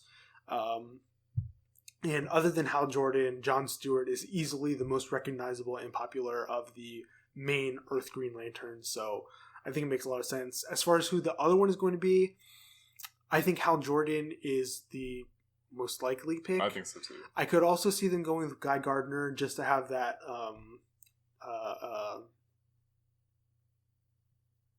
kind of clash of personalities. Yeah, there's a word I'm thinking of. I'm totally blanking on it right now. Dichotomy, contrast. Yeah, okay, dichotomy. okay. There we go. Or contrast. Those both work. Thank you. But anyway, I think that would make a lot of sense. I don't think they would do Kyle Rayner. Nobody knows who Kyle Rayner is. And if they didn't do that, I think one of the 2 Green Lanterns that they're focusing on for Rebirth would probably be good picks too. Yeah, definitely. But or just go classic Hal Jordan. You can't really miss with Hal Jordan, especially if they get somebody good to play him. Unless you do, Ryan Reynolds. He wasn't a bad Hal Jordan, Joe. This is a bad movie. I just need to mention him because we're talking about Deadpool. True. Okay, and then final comic book. Actually, that's not true. We got more. Forget what I said. It was announced. Well, there was a report this week that Peter Dinklage is in early talks to play a character in Infinity War. So, a couple things to talk about here. First of all, I'm really surprised they don't have a cast for this movie yet, since it comes out in less than a year. Or no, sorry, like a little bit more than a year. I know they work on a tight timetable, which I don't like, but that's a whole separate issue. But I would have thought they would have started filming by now. So I don't know if that's concerning. Either that or they've kept it like really, really like on the DL. Yeah. Which probably isn't plausible, but then again, like, who knows what they do over there in Marvel? That's very true. Now I've seen like some possible theories that Peter Dinklage could be playing MODOK. That's like some fans have kind of thought like, oh, he could play this, which to me doesn't really make sense because I don't know where MODOK would fit in the story. Yeah. And it's also funny because Peter Dinklage was in X-Men. Yeah, I was about to bring that up, yeah. And, his character, like, he did a good job playing the character. I'm not saying his character was bad in the movie, but he was just kind of there, Yeah. But, Peter Dinklage is a great actor. He's a good actor. He's one of my favorite characters on Game of Thrones right now. Tyrion Lannister. Yeah, the half man. But, I don't really have any good speculation for who he might play. I mean, like, he could just be voicing a character like totally CGI, that would be a good idea. He has a really good voice. Yeah. He played somebody in Destiny, I think it was. He played like this kind of hovering, robot thing. Yeah. So that's cool, I guess. There's not really much to talk about because it's not even confirmed yet. He might not even get the part. But I do hope he does, though. Just to have Peter Dinklage on. Come on. Yeah. That'd be awesome. Yeah, then we just need to get him in a DC movie. Yes. And then the trifecta is complete. Okay. And then we got an announcement that Woody Harrelson is going to be in the upcoming Young Han Solo movie. And I am happy about that. Yeah. So Woody Harrelson, he's been in a lot of stuff. He's got a lot of range as an actor. He doesn't typically stick to just one type of role. Yeah, I found that out actually. So he was in the Hunger Games trilogy as Haymitch, the mentor for Peeta and Katniss.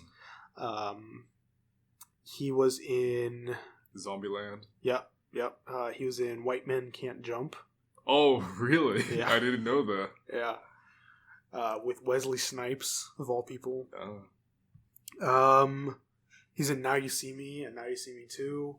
Oh, really? Yeah. I didn't know So, that. yeah, just he's all over the place. Oh, he's going to be in War of the Planet of the Apes. Super hyped for that movie. But anyway, he's going to be a Young Han Solo movie. In the Young Han Solo movie, I should say. Again, we didn't get a role announced, When I heard this, my first thought is that he could play Han Solo's father. Mm-hmm. I think that would be a really good choice. Right. He can play that like scoundrel type of role really well, I think.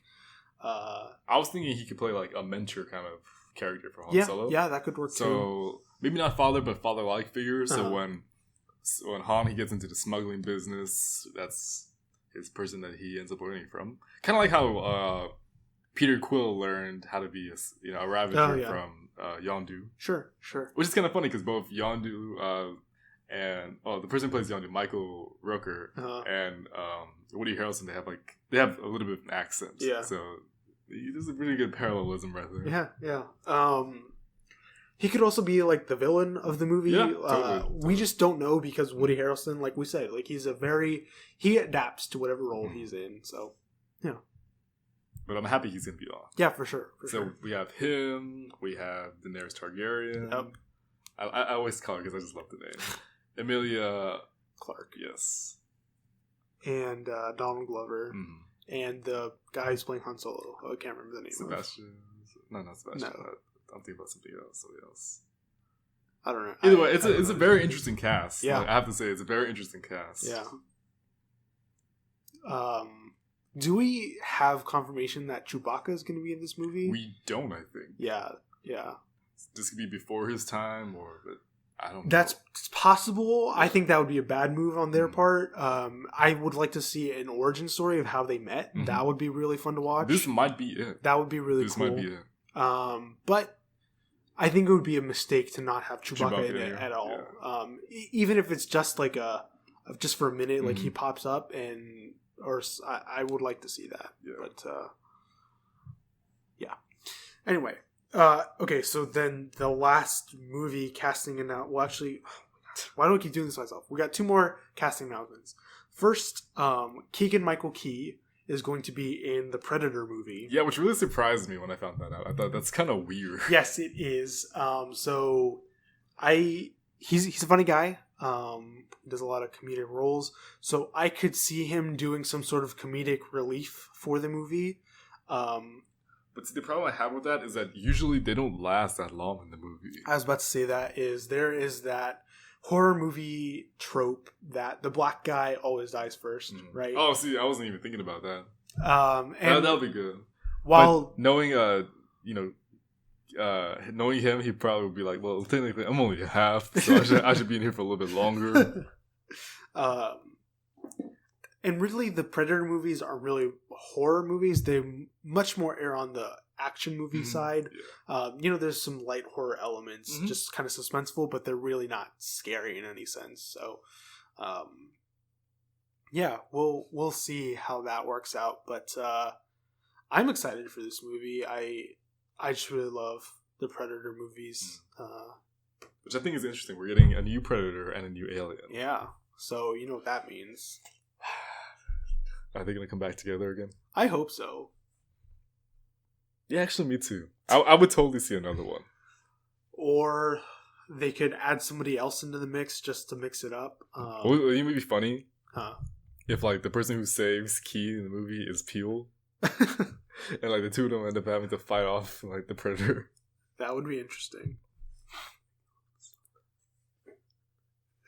Okay, and then the last movie casting announcement, actually this time, is it was announced that Sterling K. Brown is going to be in Black Panther.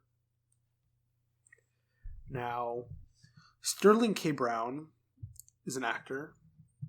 He is African American, as is pretty much everyone in that movie, which only makes sense because it's going to be in Wakanda, and that's in Africa. If you didn't know that, spoiler alert.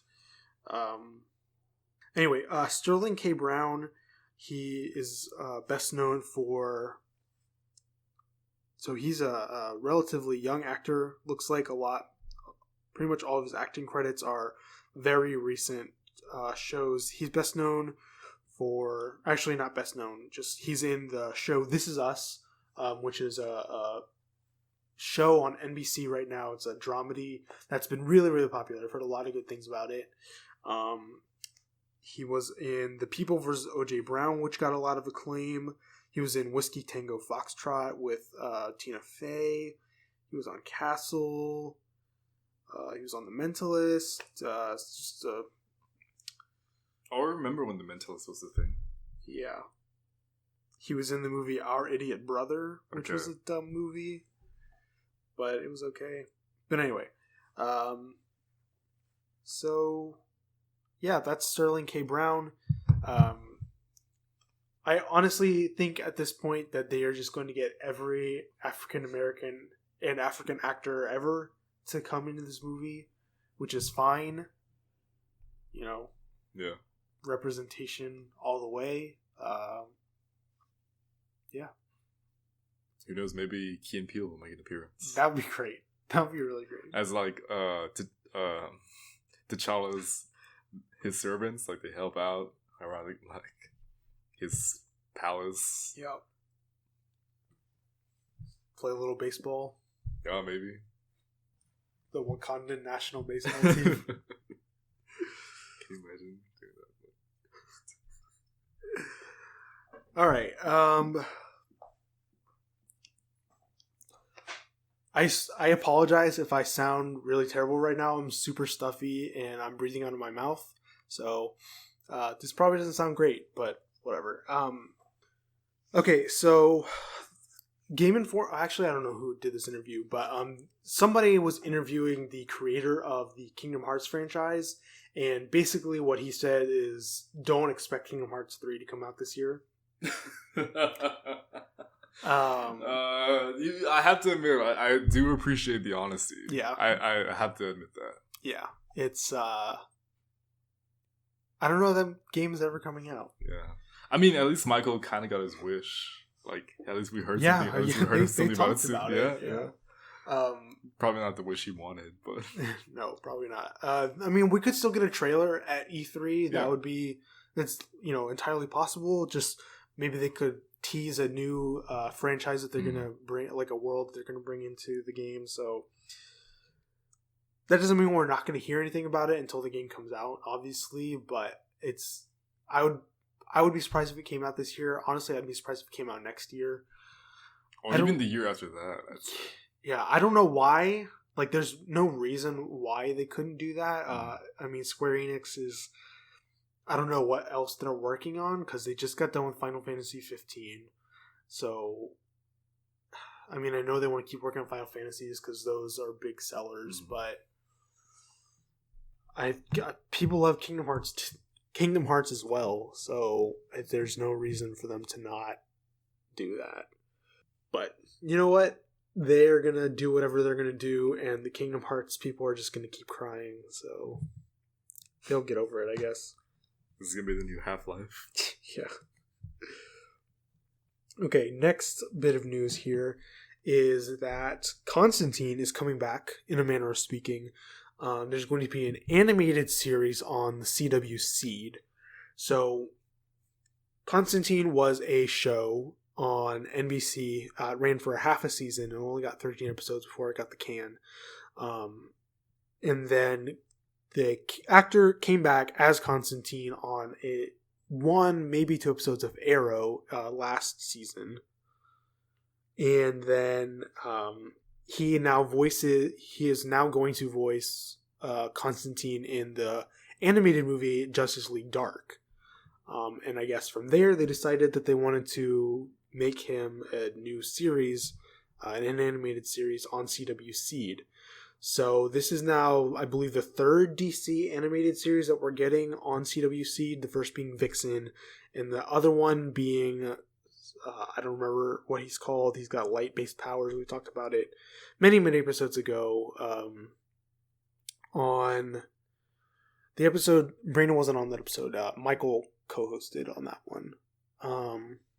But yeah, so that's really cool. I saw Constantine, the show, and it wasn't great. It was good, but it wasn't awesome. But I think that he has found this niche of like minor appearances, shorter form things to do instead of a full-blown series, and I'm glad that they are sticking with him as Constantine. I think it's a good fit. Yeah, and they didn't just like get rid of his character altogether. Yeah. So it's because from what I've heard, like the actor he likes playing. Yeah. Constantine. All right, next thing here is remember Injustice 2? Remember how that was a thing? Yeah. We haven't heard anything about it since like last summer. Well, we got some news. Nothing amazing, but it's better than nothing. We got a release date. How's that not amazing? Well, because it's like, well, for one thing, Ed Boon, who is the owner and lead designer, I don't know exactly what his job title is, but he does a lot of work for Mortal Kombat and Injustice at the studio's NetherRealm. And basically he just said this on his Twitter account. He's like, hey, this is coming out. And that was really it. There was no promotion from DC or from whoever. I forget who publishes Injustice. Is it EA? I don't think so. No, it's not Activision either. I forget who publishes it, but that's beside the point. Yeah, so there was just really not a lot of fanfare behind it, which kind of killed my enthusiasm for it. It's still really cool that we're getting, that we know when we're going to get it. By the way, the release date is May 16th, which is quite soon. But, I would have liked a new trailer where they maybe showed off a new character, maybe a super move or two, a new stage. That would have been really neat. Some new mechanics, just something a little more besides just like, hey, this is coming out. Yeah. Get ready. I get that. I do get because, let's see. So we know we have Batman, Superman, Flash, Aquaman, Supergirl, Grodd, and Atrocitus, and Deadshot and Harley Quinn. So that's like Blue Beetle. Oh yeah, and Blue Beetle and Wonder Woman. Yes. So that's what, like 11 characters, like I just said. I should have been counting. But anyway, a very small cast compared to what we saw in the first game. There was like 24 in the base game, and then they released 6 DLC characters, something like that. So, I hope they're not shrinking down the cast. I think that would be a bad move. That would be disappointing, and yes, I think ultimately it would hurt them in the long run, especially if they decided they wanted to go nuts with the DLC like they did for MKX. I want to see them include a bunch of characters from the get-go, not kind of whittle it down and then expand just to get the game out. So, yeah, we'll see what happens, but I'm a little bit nervous. It doesn't really matter to me all that much because the only system I'm going to have is the Wii U and the Switch. I can't justify getting a PS4 just for that game. Yeah. Maybe if I got one really cheap, then we could, see. But I'm probably not going to be able to get this game and play it for myself. I'm probably just going to have to watch YouTube videos, which is fine. Like, I could watch professional players play it a lot more competently than I ever could, which is probably more enjoyable than just playing it myself. Although I loved the campaign for Injustice. It was surprisingly good, which surprised me because fighter games usually don't have too much of a... they have a story, but I think Injustice did it very well. Yeah, it was super good. Yeah. So I want to play through the story myself, but again, we'll see. But yeah, that's all I have to say about that. And then it was announced this past week that do you know what Clueless Gamer is? No, I don't. Oh, okay. So, do you know who Conan O'Brien is? Yes. Okay, so Conan O'Brien, he is a talk show host. He has a show on TBS called Conan. And he does this segment called Clueless Gamer, where... No, I do know what it is. I'm sorry. Yes, yeah, I know. He gets, celebrities or, people... Well, sometimes. Sometimes, but sometimes, it's him just, trying to play the game. Yeah, so he... They're actually pretty entertaining, which surprised me. Yeah, well, it's just because Conan's so funny. Yeah. But, by the way, did you know he was, 6'2"? Yeah. He's, really... I know we talked about it, but it's just, when I saw the picture of him, actually next to people, it was kind of terrifying because I know you and I talked about how his hair gives him almost an extra at least half a foot of height, but just it was kind of terrifying seeing it's Foghorn Leghorn, just a giant rooster next to you. But anyway, so the premise behind Clueless Gamer is that Conan O'Brien, he says he really likes video games, but he's really, really terrible at them. Like, he doesn't know anything about video games. So he and one of the producers on the show, I think he is, his name is Aaron Blair. They play through these games. They're typically new games. Occasionally, I'm actually not sure if they ever go back and play retro games. I wish they should do. I think that would be a really funny one. Yeah. Sometimes they'll even get like demos for new games. Like I remember they got the demo for Smash 4 before that came out. Really? That was cool. really cool. That's and cool. Just some other big titles like that. And occasionally they'll get celebrities to come on. Like I know they had Zac Efron and Seth Rogen on there once. They had Lena Headey and Peter Dinklage on once. They've had some football players. Conor McGregor, is that his name? The UFC guy? Yeah, that's it. Yeah, he was on there. So just I think more and more they're getting celebrities to do it with him, but typically in the beginning it was just him. Yeah. But so he'll just play video games and just kind of fumble his way through them. But in this announcement that this new standalone show was coming,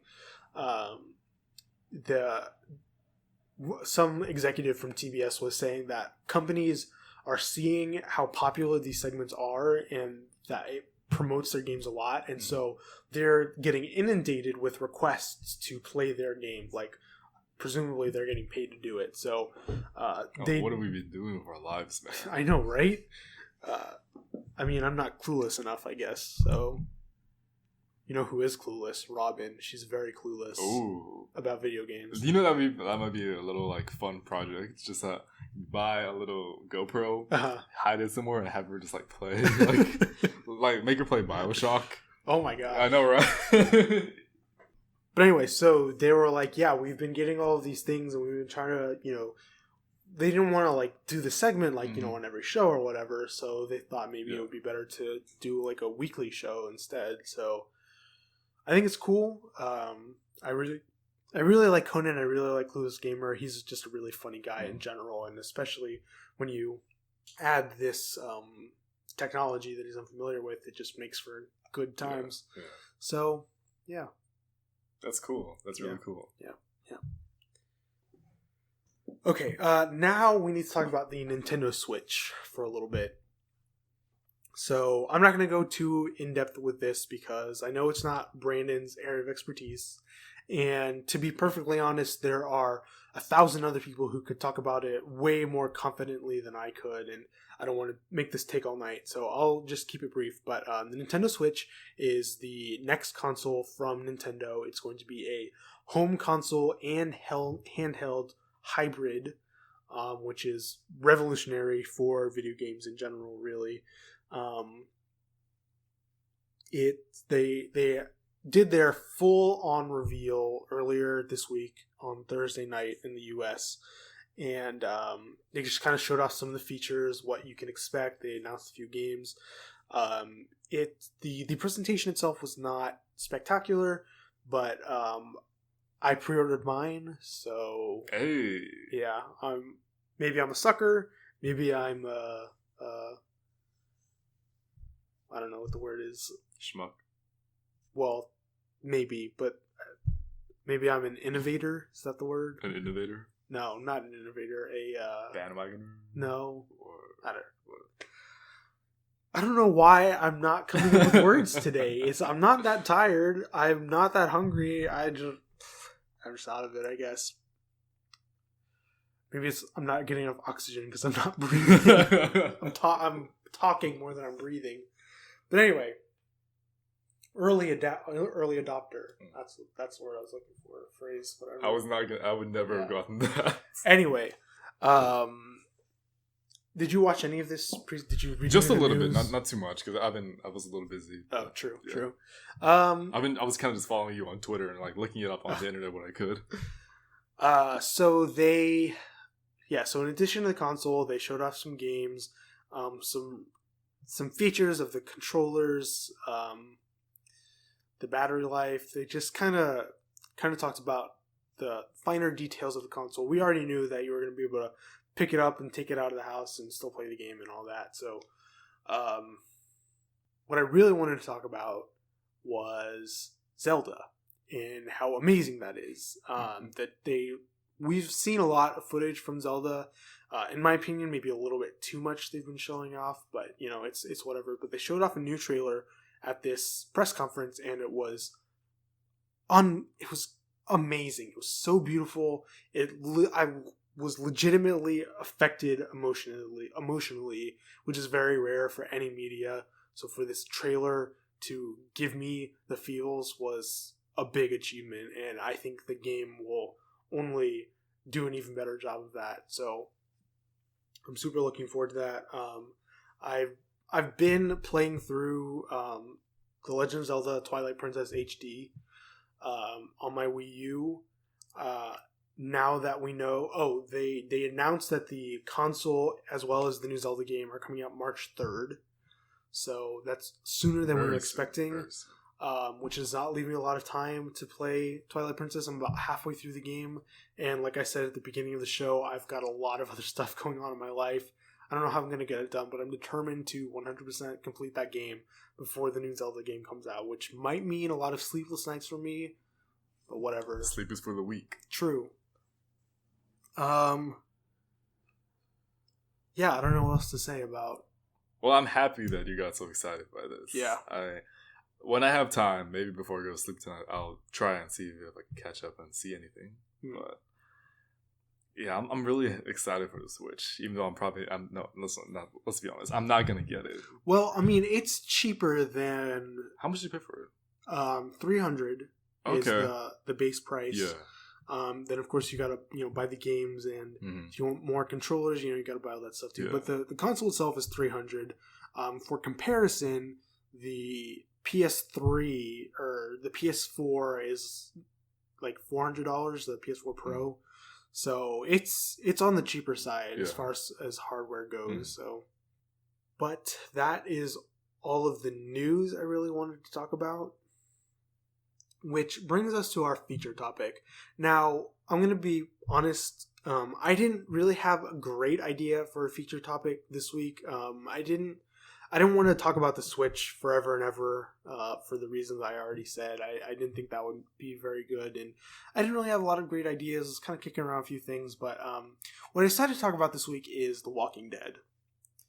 Okay. Now, this might be a really short feature topic. Okay. It might be a really downer feature topic because I'm not a big fan of Walking Dead, but the other night I had the night to myself, which is a rarity for me, and I watched through the end of season 6 of The Walking Dead. Okay. It was like 5 episodes I think I watched in one sitting. Season 6 or season 6? Okay. Yeah. So there's still the first half of season 7 is already out. I'm just gonna wait till that comes out on Netflix. I'm not too bothered about it because I already know what season 6 ends on a cliffhanger, and I already know how that resolves thanks to a certain someone spoiling it for me the second that it happened. I'm not going to name names, but let's just say that has a big problem with that. So, yeah. Anyway, The Walking Dead. I really don't like this show. Okay. And I keep watching it, and I don't know why. It is definitely a cultural phenomenon. It is, yes. Maybe not to the extent of Game of Thrones or... I think in the beginning it was pretty even. Now it's kind of maybe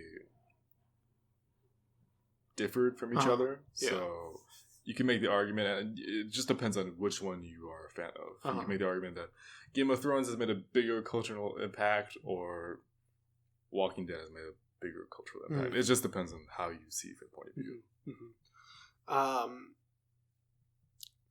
But yeah, it's definitely a really, really popular show. And I just don't understand why people like it. And when I was watching it, I think I figured out the reason that I personally can't get behind it. I find it to be very boring. Okay. I can get behind drama. Like, I like dramatic movies. There are some dramatic TV shows I like that are, more focused on character development and all of that, as opposed to action or mystery or whatever. But this one I can't get behind. It's supposed to be a character-driven TV show, but I just don't care about any of the characters. Most of the characters, so I had watched up to the mid-season finale of season 6, and then I just kind of forgot about it. I was going to wait till the end of the season, and then I finally had the chance to start watching it again. So I came back in the middle of season 6, when basically a bunch of zombies had invaded the town that they are currently living in, called Alexandria. So basically just things were really bad, and I didn't remember anything that happened. Just real quick. Yeah. You're going to have to spoil it for me, just because I haven't seen season 6. Oh, really? Yeah. I know, kind of here and there what happens, but just to have this conversation, we will have to spoil it for me. Okay. So I will take the sacrifice. Didn't know that happened to Alexandria, but okay. Okay, sorry. It's okay. It's okay. But yeah, so I came in basically in the middle of this really big event, not remembering anything that had happened. They had introduced a bunch of new characters that I didn't remember. Basically, just I was like, what's happening here? I feel like I need to go back and watch it again, but I definitely don't want to do that. That's a waste of my time because I'm not invested enough. And there's just all these things that I'm just not caring about. And I'm just sitting there thinking to myself, the reason is I don't care about the characters. A good zombie movie makes you invest in those characters, and I'm not invested. So there's the main core cast who've been around for a long time. There's Rick, there's his son, there's Glenn and Maggie and Michonne and Daryl and Carol and Sasha, I guess. She's a relatively new introduction, but I guess I'll go ahead and include her. And then the baby. Yeah. Edith. There you go. Yeah, and then I guess there's a priest. His name is Gabriel. I guess you could count him as the main crew. And then Abraham and Eugene, and there's a couple other chicks that I don't remember their names. They're sisters, I think. That one of them is with Abraham. They're sleeping together, and the other one is gay. Tasha, right? I think that's her name. Sure. And then the other one's like Angelina or something? Or I have no idea. Which is the problem. Again, I just don't know these characters. I don't care about them. So there's that main cast. So let's just stick with the main people. So there's Rick, Carl, Michonne, Glenn, Maggie. Oh, her name was Rosita. I'm sorry. Okay. Rosita. I don't know where I thought the other name from. Yeah, so let's just talk about those main 6 characters. They've been around for the longest. Right? Yeah, something like that. Anyway, so there's those 6, and I guess I kind of sort of care about them. Oh no, her name is Tara. I'm sorry. Tara. Yeah. I kind of sort of care about them, but at the same time, I guess I've become numb to the idea of losing main characters in a TV show, especially because, spoilers, I guess, one of them doesn't make it out. One of them dies already, and we've lost so many main characters in that show, plus Breaking Bad and Game of Thrones, and what's another one that kills a bunch of people? I guess it's those main ones. Anyway, I'm numb to the idea of losing main characters, and so maybe that's the reason I don't get attached to them, or maybe I just don't. I don't know.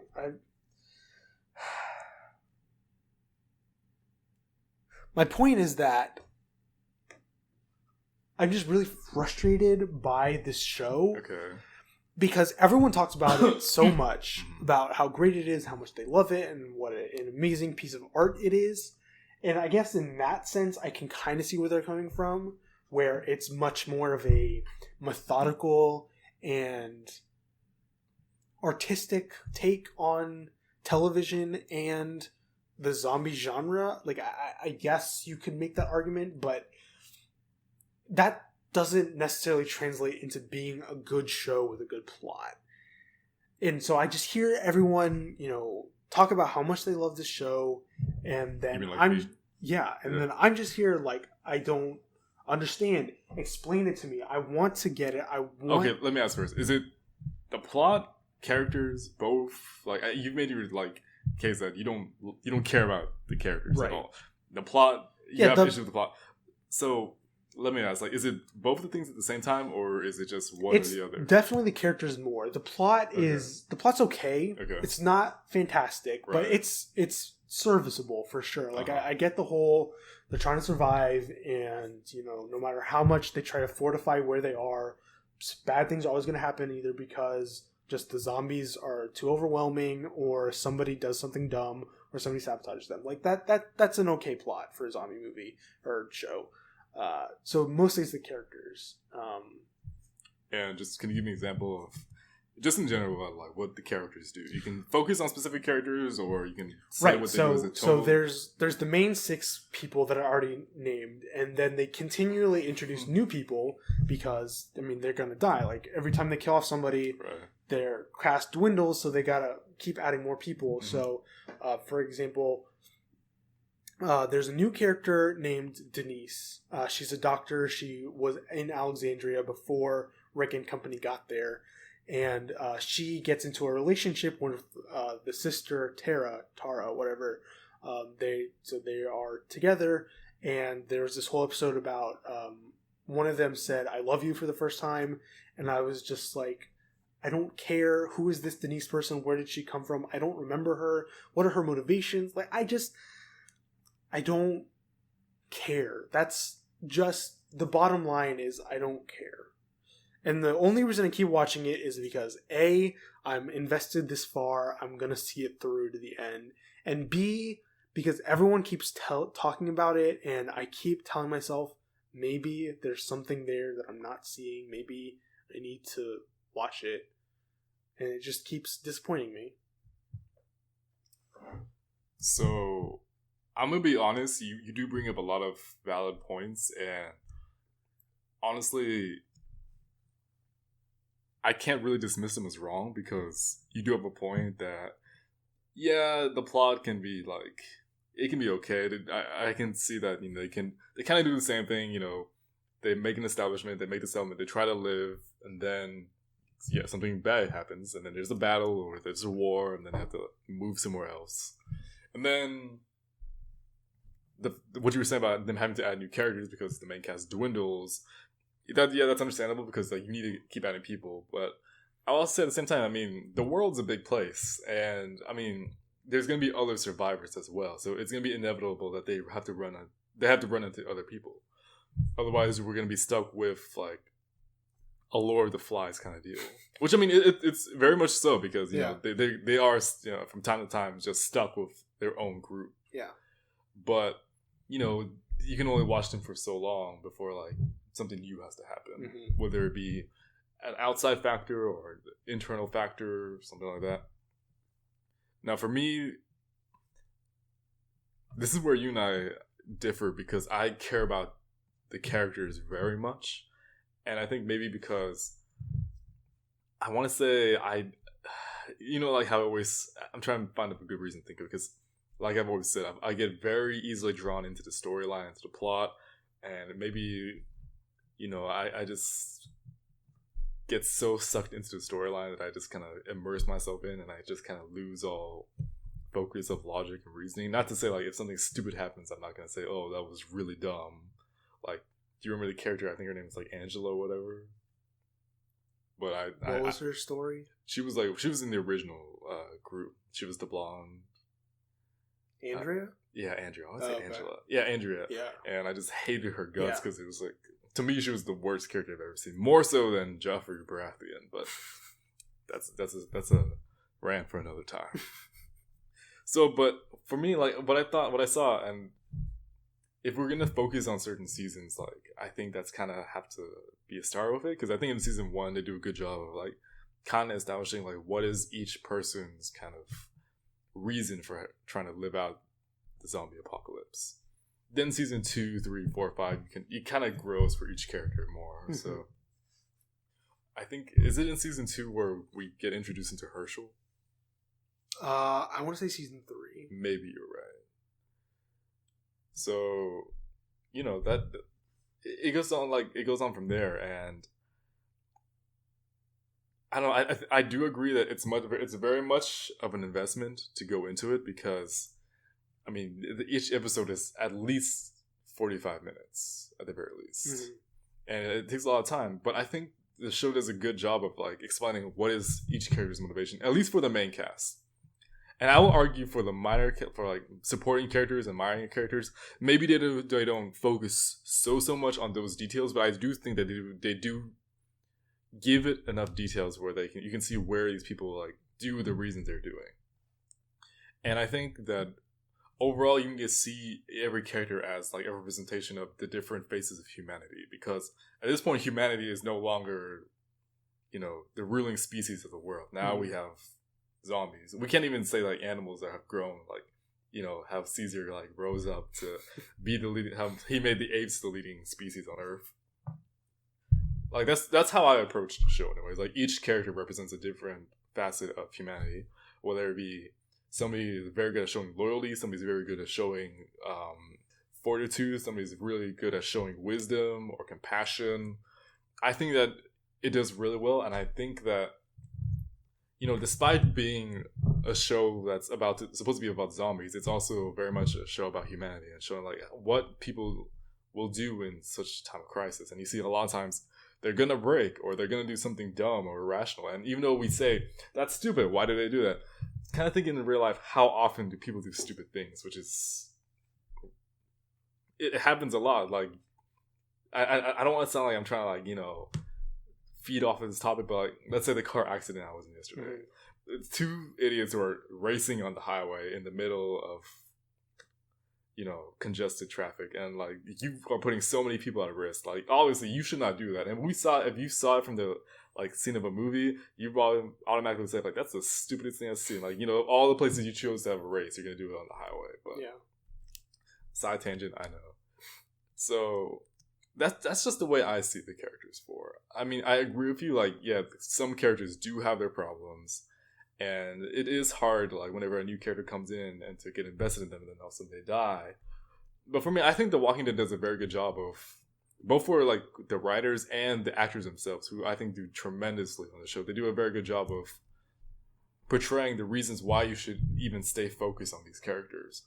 Now, from what I've heard from people, like, you know, the new season, like, you kind of get fall behind because like it gets kind of dull. And I will say that, like, I think I said that from when I first started watching the show. Like, there's a lot of like dull moments, but maybe dull for me is like the wrong word. I would say slow moments, because, you know, when there's like, the world is at this point, you're not gonna have fighting zombies all the time, because I mean you have to be willingly going out and find the zombies, and you know, there has to be a moment for them to kind of grow as people, to kind of find their humanity again, just to kind of at least have something for them to hold on to, so they don't forget who they are. Which I would make the argument that's kind of what happens to Rick in, like, when they finally conquer the prison, and spoiler alert, he loses his wife. He kind of loses his own humanity, and you see him like change from somebody who's always trying to help others to somebody who's very cold and secluded and will only care about himself and the people in his group. He won't give aid to anybody else, and he's very, very distrustful of other people. So that was just an example for what I see. I will have to disagree with you overall with the character thing. I think they do a great job with the characters. I think the story, they could do some tweaking with. No, I mean, clearly I think this is on me. Because so many people rant and rave about how great The Walking Dead is, or how much they love it. And, you know, maybe it's just a difference of opinion at the end of the day. And I don't think anybody is wrong for liking The Walking Dead. I don't see the appeal. And I think maybe the most frustrating part is that, like, I want to like it. Yeah. Like, I keep watching it, hoping that something about it will draw me to it, will grab me. But I I don't know. Like, it's just not the show for me. And that's totally understandable. Yeah. Like, I agree. Like, I can definitely see where you're coming from. And like what you said, like, it's a much more of an artistic take to like the apocalypse, which was not canceled. I mean, because you really have not seen that. I would say from a zombie kind of like media format. I mean, there's some I think that have done really well at touching on that.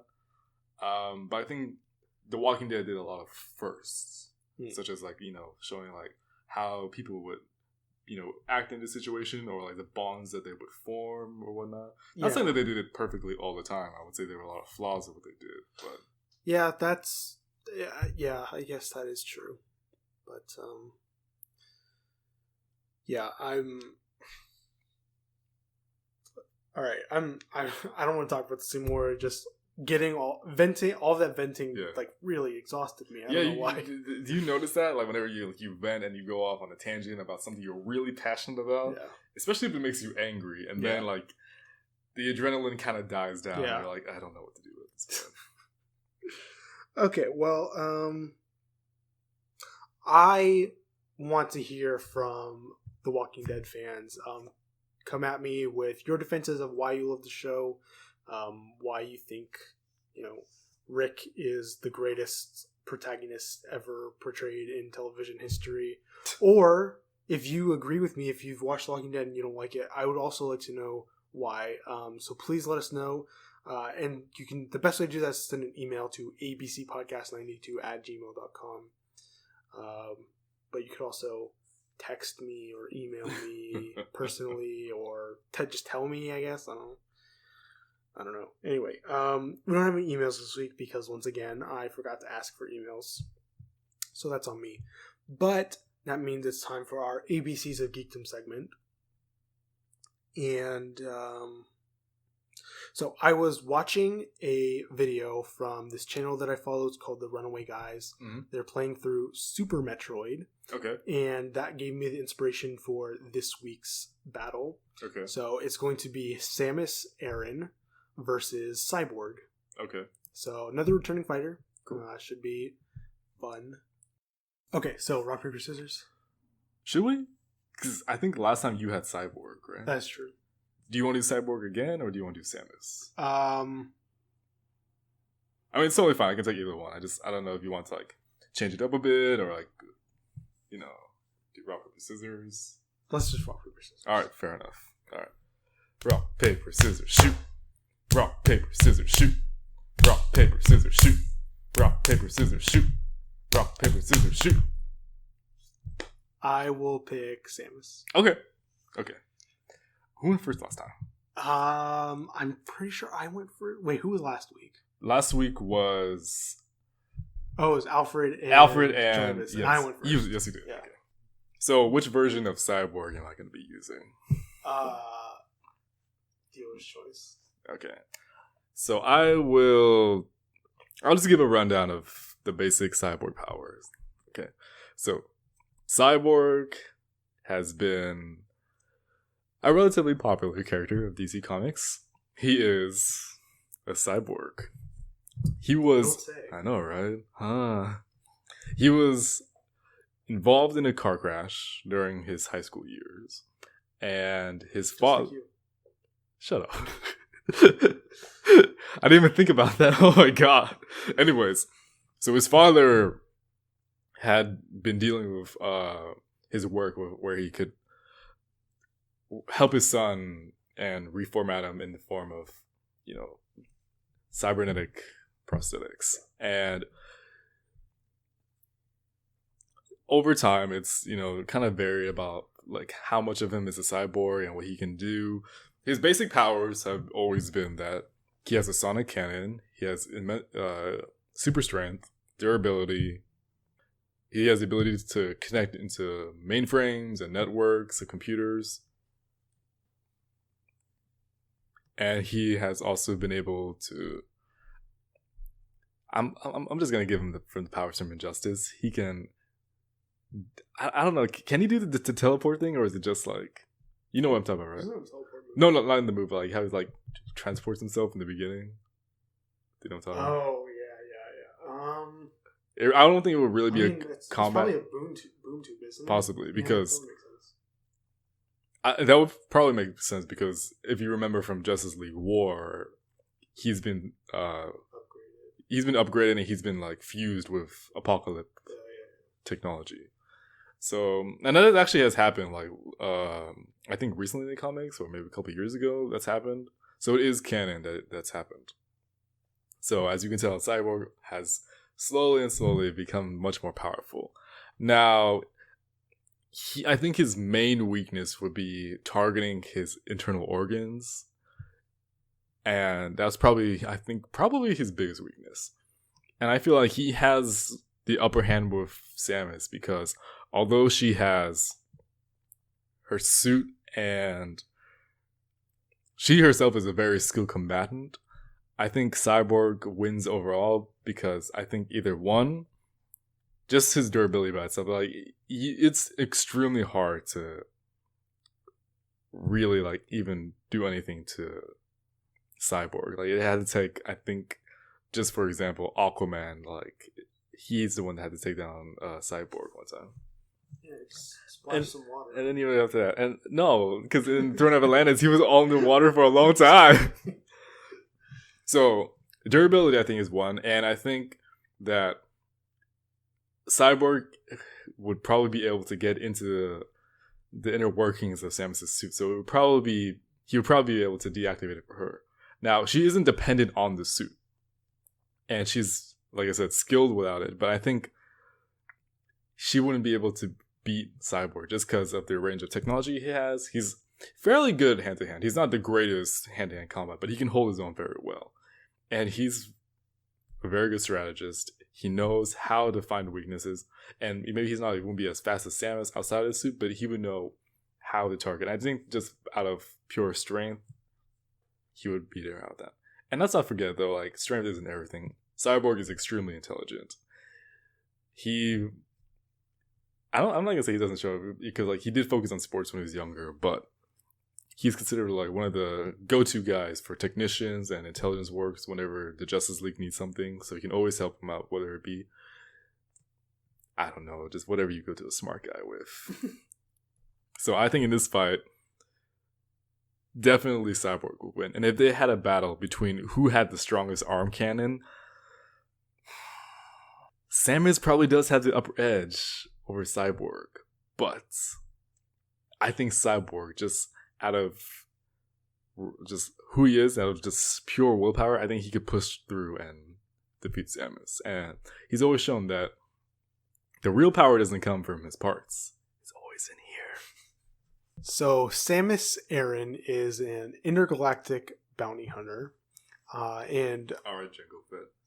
Spoiler alert, she's a woman.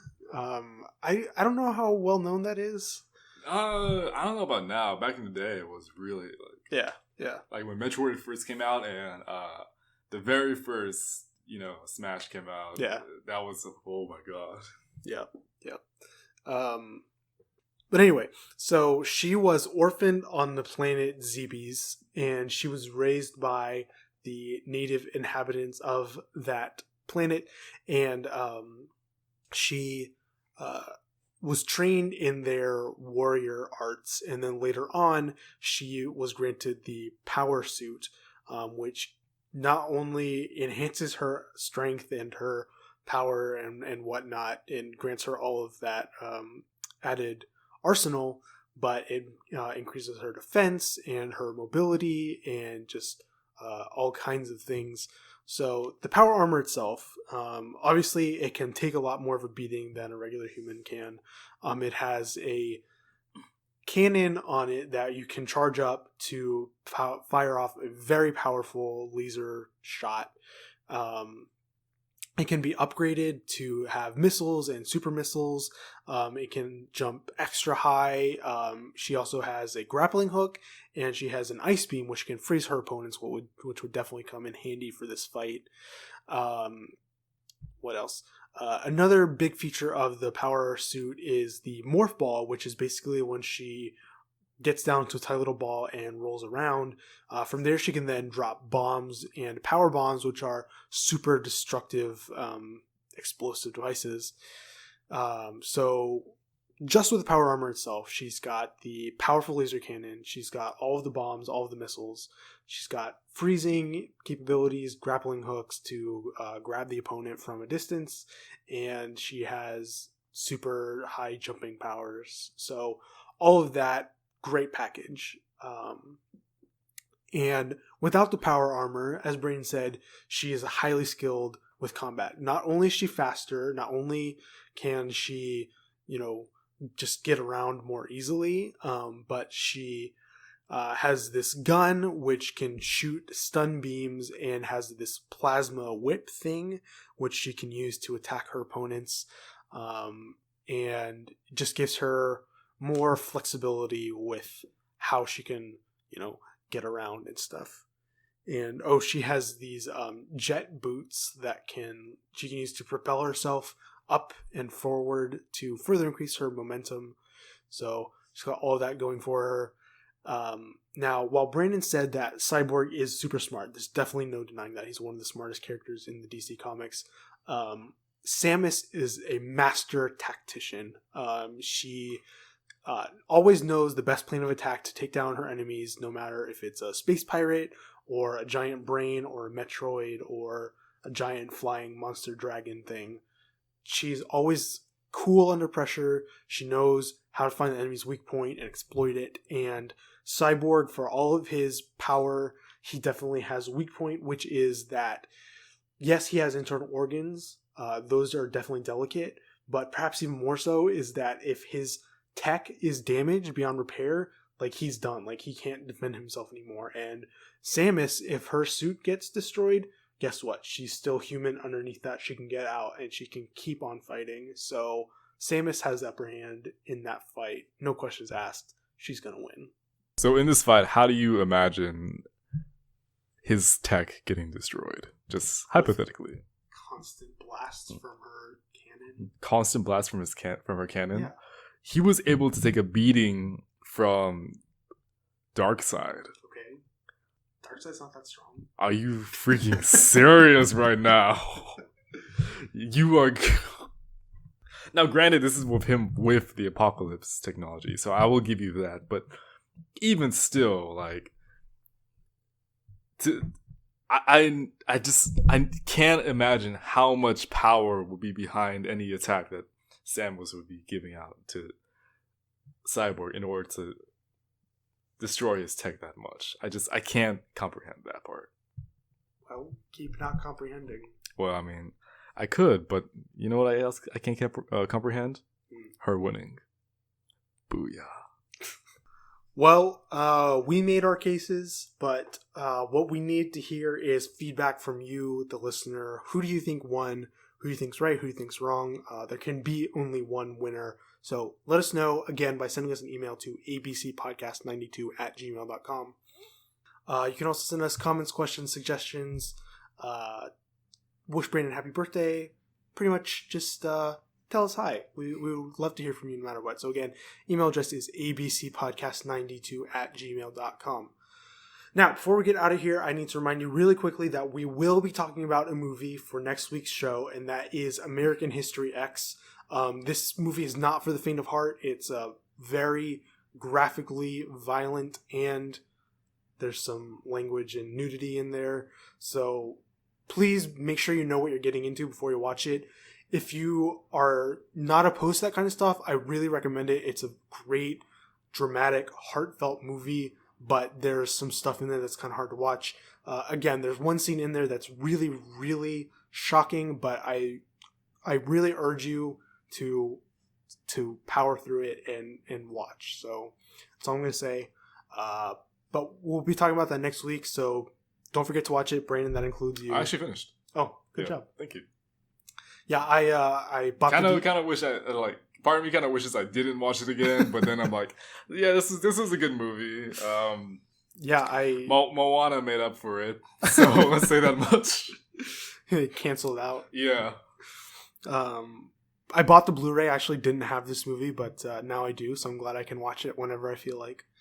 And I'm trying to talk Robin into watching with me, but I don't think she probably will. This time, I honestly can't say I blame her. Yeah. I do understand what you're saying, though. But that is the end of our show for this week. So hopefully you all enjoyed, and we will catch you all next week. Bye.